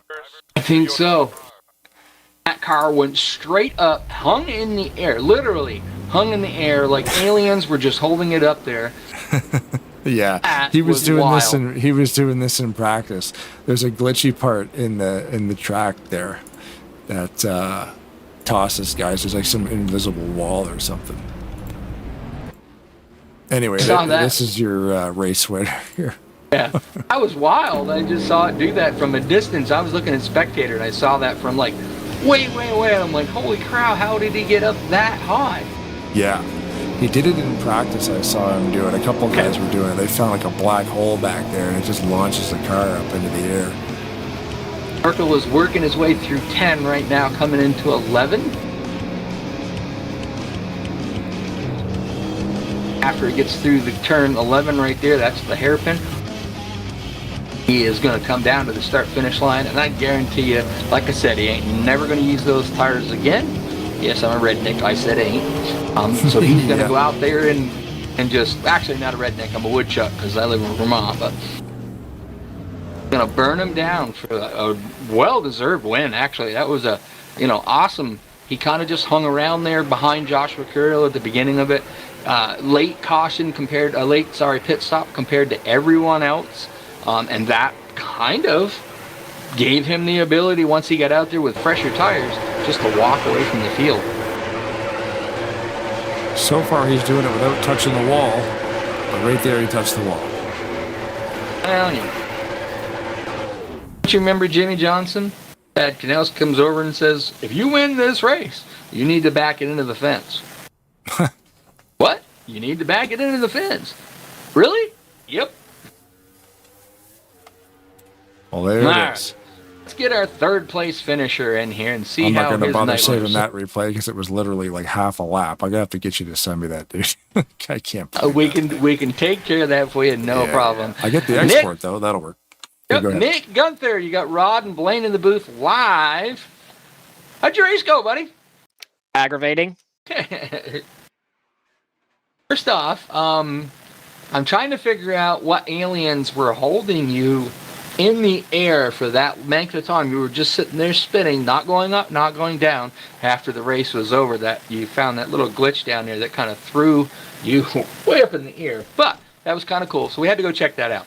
But, all night, you pretty much stuck around the top 30. But, a little bit of racing with PD there throughout the race. still, all in all, it's a great points night for you. But I do know, you're not really points racing. You're not going to be here. So, but just you give us some insight on your race then. Well, I lost second gear quarter way through the race, as per usual with these road course races, and of course I get and work my tail off because the game decides to give me the middle finger. It's been like this the last few weeks. Last few times it was because of other people's nonsense, and this time it's just the game giving me the middle finger. It was like this in RTG yesterday as well. So I think you need to fire that transmission guy, but I need to fire a lot of people. Yeah. Well, that makes it really hard for anybody that don't know, depending on the setup. Like I said, I know with my setup, I would run, in an open setup, I'd run second gear. Once I get to the top and run it through that little chicanes at the top there, I run second gear all the way through it. Without it, it'd be miserable. Is that where you needed to have second gear for up through there? Or yes, you need to have drive off if you want to be able to have somewhat competitive laps against Jack. You can't otherwise. I was somehow able to keep up with Josh, but then incompetence got in the way. Well, at least look at the bright side of it. You were still able to keep it going forward, finishing in the third position. Like I said, you're not going to be in the points here. It's not good enough. I think I think if it makes you feel better, I believe with the, Mercurial leading a lap and finishing a little bit ahead of you, that'll probably knock you back down to second in points. Again, it really doesn't matter about the point situation. I know, I'm just giving you a hard time, but all in all, I mean, it's a great race for you, though. You still, even with the, losing the gear, you managed to, stick it together and come out with a third place. So you ain't got that, win yet. We gotta work on that win for you.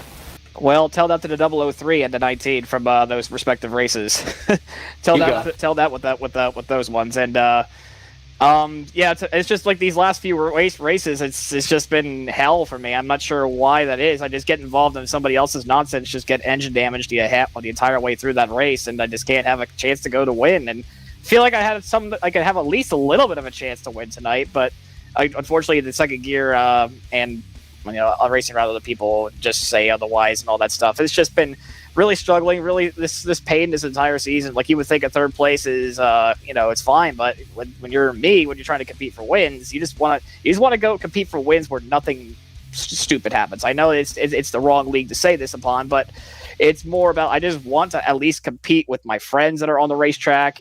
I just want, because this is like one of the only leagues where I can actually do that. So I just want to compete for wins against this. I mean, I don't know. I feel like I've lost my touch. I mean, I was planning on getting rid of my Thrustmaster wheel and probably go back to the Logitech family at some point because I'm just not feeling it with this wheel compared to my original Driving Force GT. So I might get a G29 or something like that. I'm not sure what it's called now. I think it's like a 920 or whatever. But it's just been really hard these last few races, just trying to have a positive attitude. But it's just something happens. But you missed it last week. But I got dumped by the supposed second place in points.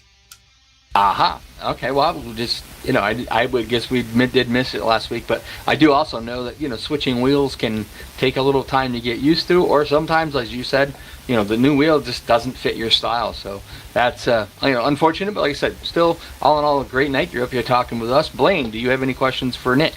Well, I like talking with the hardware side of things. So the old wheel you said was a Thrustmaster? No, it's a Driving Force GT by Logitech. I've owned it for about 10 years, but then it just went kaput, and I had to go get myself something like an upgrade. I thought this Thrustmaster T300, whatever, I thought it would be a much needed upgrade. It was working for a while, but then I think I just lost its feel. Like the wheel just doesn't. I have to turn so more just to make the car turn, and I've played around with the degrees of rotation, and it just doesn't seem to want to stick. It's either too much, or where it kills the front tires, or it just doesn't want to turn. So I'm just confused about where it's at. So at this point, I'm just gonna go just do what every other IT person does when something just breaks, just replace it with something else. Right. Just trade it in. Yeah. He doesn't do what I do then. Tear it apart and try to figure out what went wrong. No, tear it apart and try to figure out what went wrong with it. I mean, I have tried to figure that out. It's just unfortunately it has not worked well for me. So just replace it. I think Thrustmaster stuff's been so good for so long. Are they dropping the ball in like customer service, or is it just? It's just. I guess it's just Thrustmaster and I just don't get along. I guess I don't even know. Like I don't know. I mean, It's also partially the driver as well, because he's more focused on other things in life. Nowadays, I work a full-time job in IT, and that can get pretty hectic. I have to keep my eyes peeled on the comms or whatnot. Make sure people doesn't ask me something stupid at like 8 o'clock at night or whatever. I don't even respond to them anyway, but it's just something for me to hopefully not look forward to in the morning when it comes to work. So you think about it like this: you spend all day looking at a computer screen. Oh yeah, and then you want to go home, and what do? You sit in front look of at computer screens even more. Yeah. So I get it. I understand where you're coming from on that, but great job either way. You're that close. You just got to figure it out. Hopefully, you can get that squared away. So we'll give you a chance to thank anybody you'd like to. The floor is yours. Yeah, I just want to compete for a win. That's without anything wrong happening. That's all I asked for. But, I got to thank the other partners over at the Fortnite Squad Racing. Well, not for their transmission, but for the cars that we have here. Dodge Mopar has been pretty a good partner for us. It's just we haven't quite got the job done yet for the Team Mopar yet. I don't even know if any other Dodges won this season. I haven't paid attention to that. Got to thank, of course, my job at Publicis Groups, SPS. We're going to thank Square D, of course, always been a huge partner of mine since the very beginning of my career. Of course, Surfside Iced Tea Vodka. Make sure you drink it. It's 100 calories, 2 grams of sugar. It's very light, refreshing alcoholic beverage. If you like iced tea and vodka, that's the drink for you. Got to thank. I just got to thank my friends anyway that are racing there. Of course, we have like multiple groups here in our Discord that we just communicate with. So, I thank for them enough for just putting up with my nonsense, because I'm not the most calmest on the radio. I'm kind of like Kyle Busch, really, on the radio when something goes completely wrong. So, thanks to them for at least just sticking it out. I know they like to make fun of me and all that. Well, so be it, or whatever. It's just the way it is. Just let me whine, all right? Come on. Did we stop you? All right. Well, I know you didn't. All right. Well, congratulations. I know third sucks, but where are we off to next week? Chicagoland. Gonna be there? Well, I'm gonna be there. It's just I won't be there for Daytona and Indianapolis. Every other race I can do it. Yeah. Well, you never know. Which is annoying because I actually don't mind those tracks. I like Indy a lot. All right. Well, congratulations on the third. I know you're just the second loser, but you had a great run. Unfortunately, the transmission let you down. It'd be interesting to see if that thing lasted the whole race, whether you could have come up there, and maybe we would be talking to the other guys before you. But good job either way, bud. I probably would have gotten at least second. Looking forward to talking to you, hopefully, next weekend at Chicago. All right, we'll see you then. All right, good job, bud. Thanks, Nick. Have a good night, man. Man, I would be ecstatic with a third place finish here. Yeah, well, what are you going to do? And losing second gear, that's kind of stuck. But finishing in second tonight, it's Josh McCurry. You got Rod and Blaine sorry, say that 3 times fast. Yeah, live up in the booth. You got a copy, and he does. Yes, I do. Oh, you led about 14 laps of the night. You had a couple of episodes through the carousel, not the carousel, the S's. Yeah, taking just a little too much curb. Yeah, that the one at the top of the hill there, I get a little bit aggressive, and it shoots you out to the curb there. Yeah, that's a shame because I really love that corner, how tricky it is. So messing it up like that is a pain. Well, you got to live on the curves. It's kind of like they always say, live by the sword, die by the sword. If you want to be fast, you got to use the curve. But there's that step over the curb, which we saw what happened to you live tonight here on Tarnation TV. You just caught it a little too much, drifted you out there. But, kept it straight, kept it going. Didn't lose that much time. Actually, got back on the track, got the dirt off the tires instead of coming back after Jack Merkel. But, later you pitted a little earlier than he did. Were you trying to do that, undercut him and get out there in front of him? Yeah, that was definitely the plan. I think so Jack passed me on track twice today. The first one was when I made that mistake in the S's, and the second one was when we had that tangle up with the lap cars. And so I thought, if I can give myself a good buffer, it'll be I'll have the advantage again. It takes a lot to get around somebody here, so I thought track position would be key. But I just came out in traffic. There was a gaggle of 3 cars who were battling for 12th. And I don't think they realized that I pitted either, so they thought I was for position, and so they wanted to race me as well. So that kind of held me up. It was a shame too, because I think if I did end up in front of Jack after the pit stops, we would have had a nice little battle there, and I probably would have led all the laps, or led the most laps for the night. But going into the race, I thought I was going to be, just at the bottom half of the top 5. I thought Jack and Nick were going to run away with it. So for me to be up there leading laps for most of the race was good. Wow, and it was a great night points night for you. Just by my quick calculation, you should get back on the points lead. Good news though that there's 2 races coming up. He said Daytona and Indy, where Gunther's not going to be here, so that will kind of elevate you a little bit more in the points part of it. Do you go in thinking that, do you not worry about Nick Gunther, but you kind of worry more about maybe, Jonathan Peavy, Paulo Vitor, and Jack Merkel? I don't put Keith Hughes in there because he don't like the road courses. Yeah, I know. If he would run the road courses, he'd be a championship contender. Let me think. You got to look at it like Jonathan Peavy is only going into the night was only 27 points behind you guys, or behind Nick, less than that behind you. So you got to keep your eyes on him for sure. Yeah, I think the Peavy's been surprisingly really consistent this year, so he's definitely one to look out for.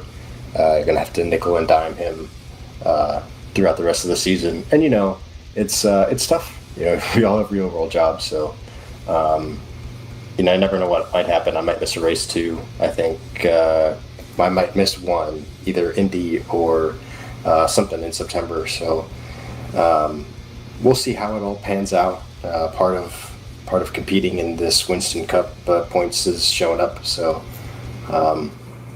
we'll see what happens.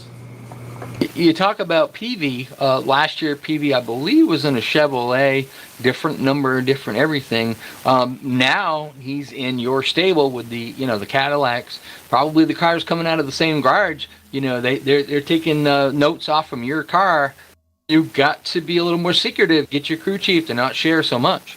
Yeah, maybe I got to start hiding stuff from Peavy. Yeah, well, I think we've got 2 more road courses. I think I've got a beat on the road courses. So other than that, I think I'll hold on to my advantage there. But I think it's nice to have somebody to bounce ideas off of. So hopefully we keep the exchange going, because I think he's helped me out on a couple tracks, and hopefully I've helped him out on a few as well. And that's the thing about having a partner that, with you out there, good teammate.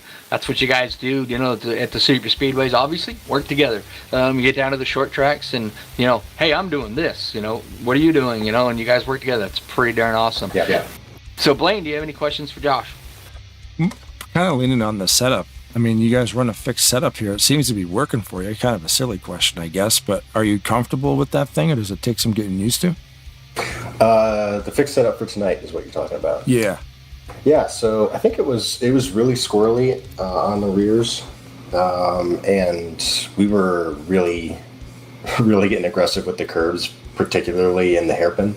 I think we were left sides on the curves there, so it definitely felt like it wanted to step out a couple times. And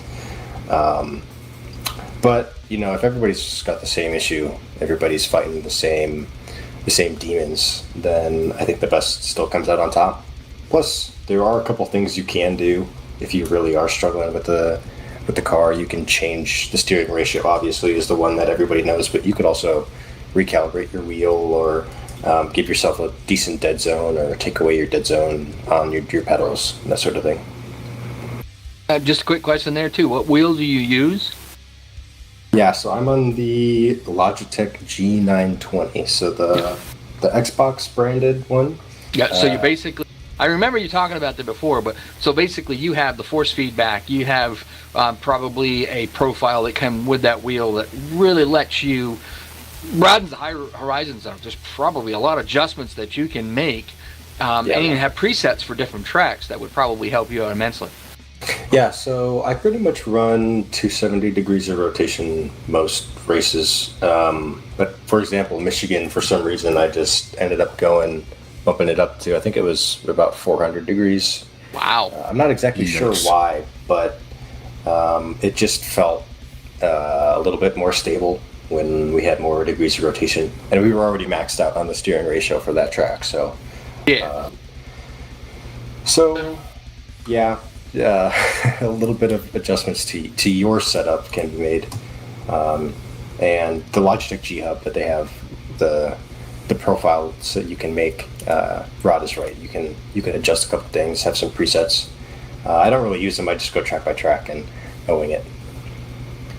Yeah, but like you said, you had a little different setup for Michigan, so you probably would save that. And next time around, that's definitely what it is. And what he's referring to, the amount of steering is literally my wheel only does 180 degrees. Why? I'm perfectly legit. It has to be that way because if the wheel goes any further, it's hard for me to steer. But what that does is it doesn't make the wheel so quick, so you have to turn a little bit more.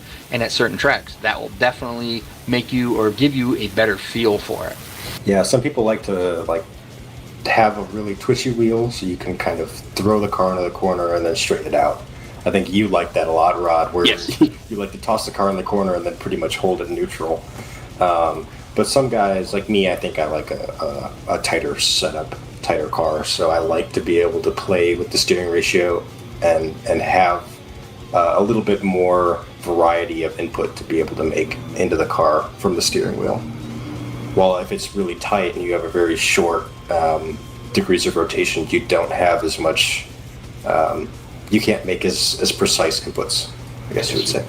And anybody out there trying to figure out, well, what does that mean? Well, if you have, like myself, a quicker responding front setup, you have a tendency to burn the front tires off a little more, where with the more, you kind of are more gentle on them in front tires. But Yep, you got it. So, congratulations on the second. Hopefully, back on the points lead. It's going to be interesting with you possibly taking a week off, and then who's going to, be the guy that steps up. Right now, like I said, I mentioned PV only because he's the closest guy. Paulo Vitor, Keith Hughes, Jack Merkel, they still got a little bit, you guys still got a little bit of a gap on them, but we're going to congratulate you on your second place and give you the chance to thank anybody you would like to. The floor is yours. Yeah, obviously, just a shout out to all those guys, the 99, the 8, Keith Hughes, the 6, even the 83. I think those guys could all show up any week and win. So congrats to them on that. I got to thank all the guys at NMSCRA who I race with pretty often, and the guys at MP Motorsports for being able to bounce ideas off of them. Thank the fiance for bearing with me as I make so much noise shifting gears. How loud is that thing? Well, how about this? Yeah, okay. Yeah, the road courses are a lot more annoying than than the Just gonna ovals. say, she's in the other room, and you're, normally it's just wah wah wah. Now She's it's gonna click, love click, Daytona. click, click, click. Yeah. She's gonna love Daytona. Put it in That's fourth and awesome. leave it there. Pretty annoying. So I got to thank her for putting up with that, and yeah, for Ben and Mark for putting it on, Keith for hosting the race, and you guys for putting on a broadcast. All right. Well, congratulations, I guess, said on your second place finish. Hopefully, next week we'll be talking to you again, but we'll be the last driver of the evening that we talk to. So good job, bud. Yeah, it's Chicagoland, right?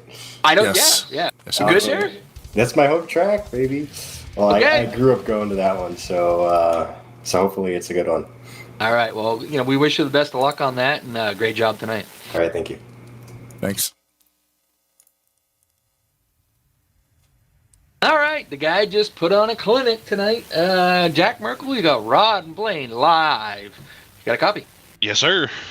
So, you went out there. I don't even remember what the final total tally was on laps led, but I do know that it was more than Josh Mercurio. You ended up leading the most laps tonight. 22. You had a strategy, I could tell. You went a little longer than everybody else did. And I was watching you when you did that. This is, the latter part of the race before you got around to that last pit stop. You weren't losing any time. So were you on that stint probably just conserving tires, keeping, because Josh made a mistake early that you got by him, got by him again with the lap car, and you didn't really walk away from him from that point. So my question is, were you conserving at that point so that you knew when it come down to the end of the run, you were going to go a little longer, slap some brand new tires on there, and just let her eat? Not necessarily conserving in terms of trying to run longer, but I could tell running behind Josh that he was using up his tires a little bit faster than I was, and I knew that once the tires would wear, I would start being a little bit faster, but I could keep it behind him. I know I'm going to stay with him, and I can save my tires running behind him so that if I can get around him, I know I can go. He ended up pitting early because I got around him, and then his tires, he decided to gamble on it. Honestly, the only reason I stayed out as long as I did is because I couldn't remember how many laps a full tank was. And I just wanted to be sure that I had enough fuel to finish the race. I was expecting to come out of pits a couple seconds behind Josh and have to chase him down. Unfortunately, he got caught in lap traffic when he come out of the pits, and so that slowed him down a bunch, and I ended up gaining about 5 seconds through the cycle itself. Yeah, that's kind of what he said, that we were kind of curious at why, all of a sudden, you went in and pitted, and I'm like going, well, I'm thinking in my head, not on the broadcast, I'm thinking in my head, well, he's undercut him, he's going to be out there on fresh tires. He should be able to get out front, and, then it'll be a battle with you catching up to him with fresher tires. You come out, and I'm like, wow, he's, kind of ahead of him, and I was like, well, that's pretty good. I had been watching you, like I said, your lap times, they'd fallen off, but really, you were running some pretty good, pretty smooth, consistent laps.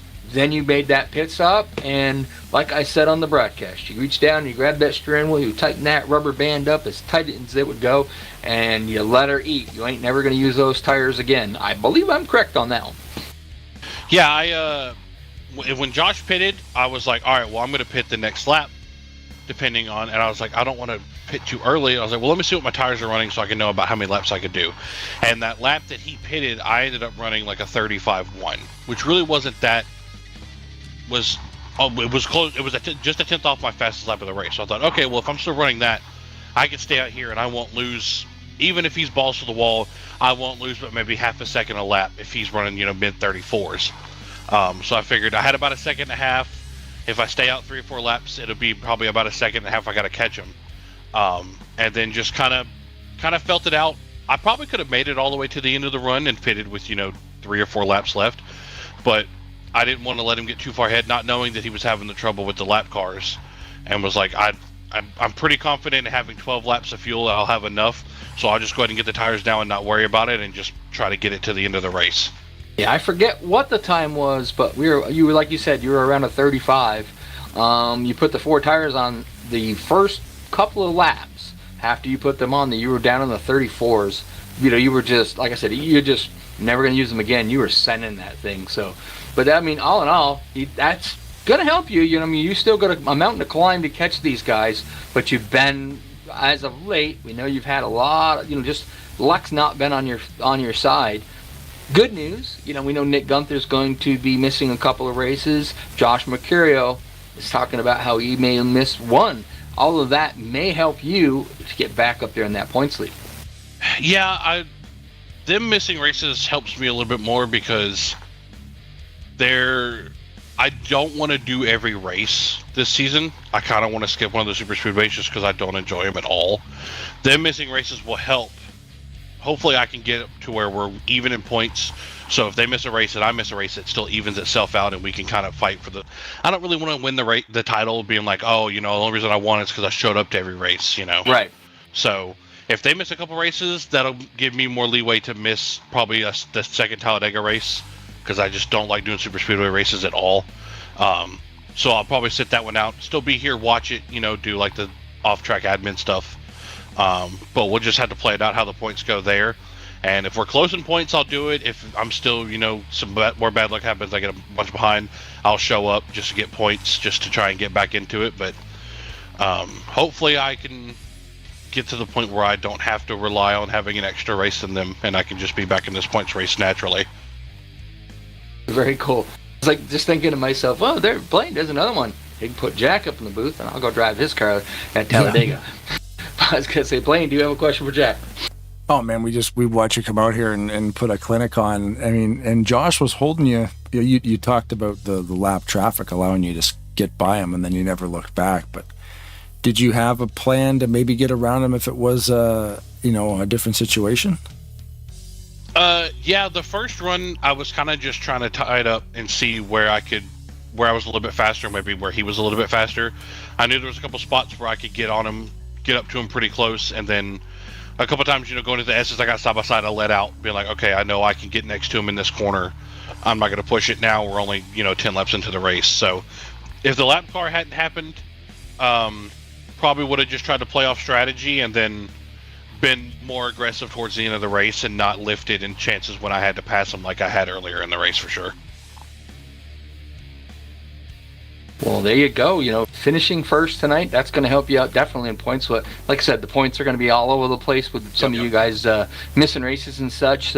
But congratulations on that, and we'll give you the chance to thank anybody you would like to. The floor is yours. Just thanks to Fournette Squad for a good car. DuPont for stepping on for the car this race. Finally got a win in the DuPont car. Thanks to Josh for racing me clean. Like he always does. I never really have a problem out of Josh. Just got all the lap cars kind of got out of the way, and we didn't have a lot of problems with them tonight. Only 2 cautions, so the field was pretty clean, pretty good. Didn't hear a lot of stuff, so hopefully there's going to be a lot of penalties in it, and just glad we can come out here and get back in the booth with you guys and get back in the winner's circle again. Well, there you go. Your tonight's winner, Jack Merkel, last year's champion. Well, hopefully, you can get back to your winning ways a little bit better. Like I said, I still think starting in the back was the answer. You did that. I think you made your way up near the top 5 the week you did that. Then, of course, the next week you started up front, and then you've been running pretty decent since then. So good luck on getting yourself back up in the top in points, and a great race tonight. Appreciate it. Thank you, guys. Well, there you go. Another night at Maverick. A pretty good race. 2 cautions, unfortunately. That's really, really good. I mean, that was a great race. We saw a little bit of everything, and looking forward to the next road course, and that's going to be, is it Montreal? Yep. That ought to be an interesting race with these guys. Like I said, I like Montreal. It's a great track. It's not like Sonoma. It's more of a finesse track. Sonoma is more of an aggressive track. You kind of attack it, I guess, is the best way to put it. Right. Like Watkins Glen is attack, but finesse. Montreal is more of a finesse track. There's a few places you attack, but I think it's more of a finesse track. Yeah, so he's got 2 of those left, Montreal being one of them, of course, Watkins Glen being the other one. So, yeah, as we move forward through the season, this, it's going fast. I was just going to say, I just turned around and looked at the thing. We got the schedule up. Next week, we're halfway there. Halfway done. It doesn't seem like, in a 26 race season, I don't know what I'm doing. I'm either having way too much fun or too busy. It's just it's flying by, but it's been some pretty good races this season. Yeah, it's been some great racing. And as you can see there's more great racing to come. So if you want to get on it, join Maverick, really. If you're watching this and you play the game, Maverick will bring you in.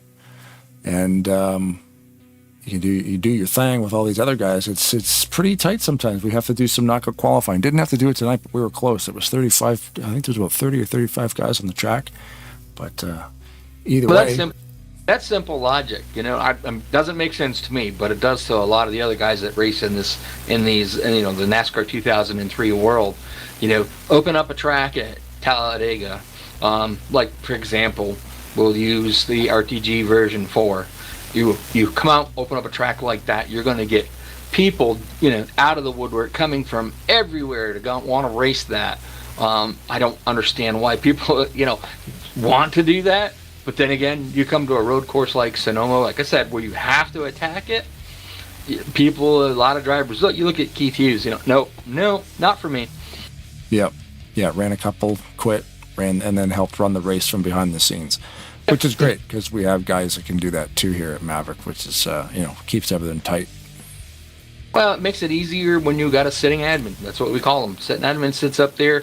Perfect example. We saw Allison Rodrigo get a black flag tonight. All right, if the drivers let's say Ben and all them drivers are out there racing, Allison is, trying to get his point across. I did this, and I did it right, whatnot. They have no way of looking and going back and saying, well, you did or you didn't.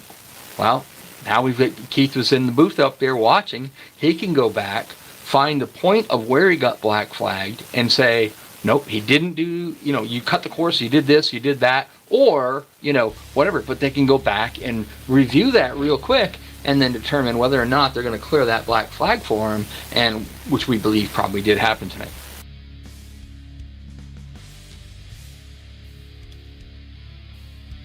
Blaine? Yes, sir. Yeah, sorry, I was just looking at something. That's all I right. was trying to figure out the gaps in the export, but I'm thinking, the game crashed, so it dropped Yep. those guys. But either way. Yeah. That'll happen when the computer decides to, crap out on you. Yeah, and sometimes it's got to do with free cam as well. If I get too fancy with that thing, sometimes I start hitting too many buttons and it'll just lock. But either way, I thought, right up to the final lap, obviously, the broadcast ended up being pretty good. And yeah, I always love seeing a jam-packed road course. So hopefully everybody who's watching this evening catches it on or everybody who's driving this evening enjoys the replay. Anybody else who is watching, come back next week and we'll be at Chicagoland. Start going in circles again. But as always, thank you to Maverick for having us in here to call this race. Thank you to all the drivers who show up every week to do this, all the viewers who subscribe and do the thumbs up stuff. That's also greatly appreciated. Of course, Rod Weston, thank you very much. Yeah, and we are at 448 subscribers, 52 away from our goal. So, he doesn't push it, I do, but, we're getting close. And, no, it was a great thing, a great race. Thank Benjamin for, having us come along. This is our second year with him, and we're having a great time, calling these races for him. Yeah, man, so that's it. Come on back next week and see what happens as we get close to halfway through this thing. So, as always, if the women don't find you handsome, they should at least find you handy. Keep your stick on.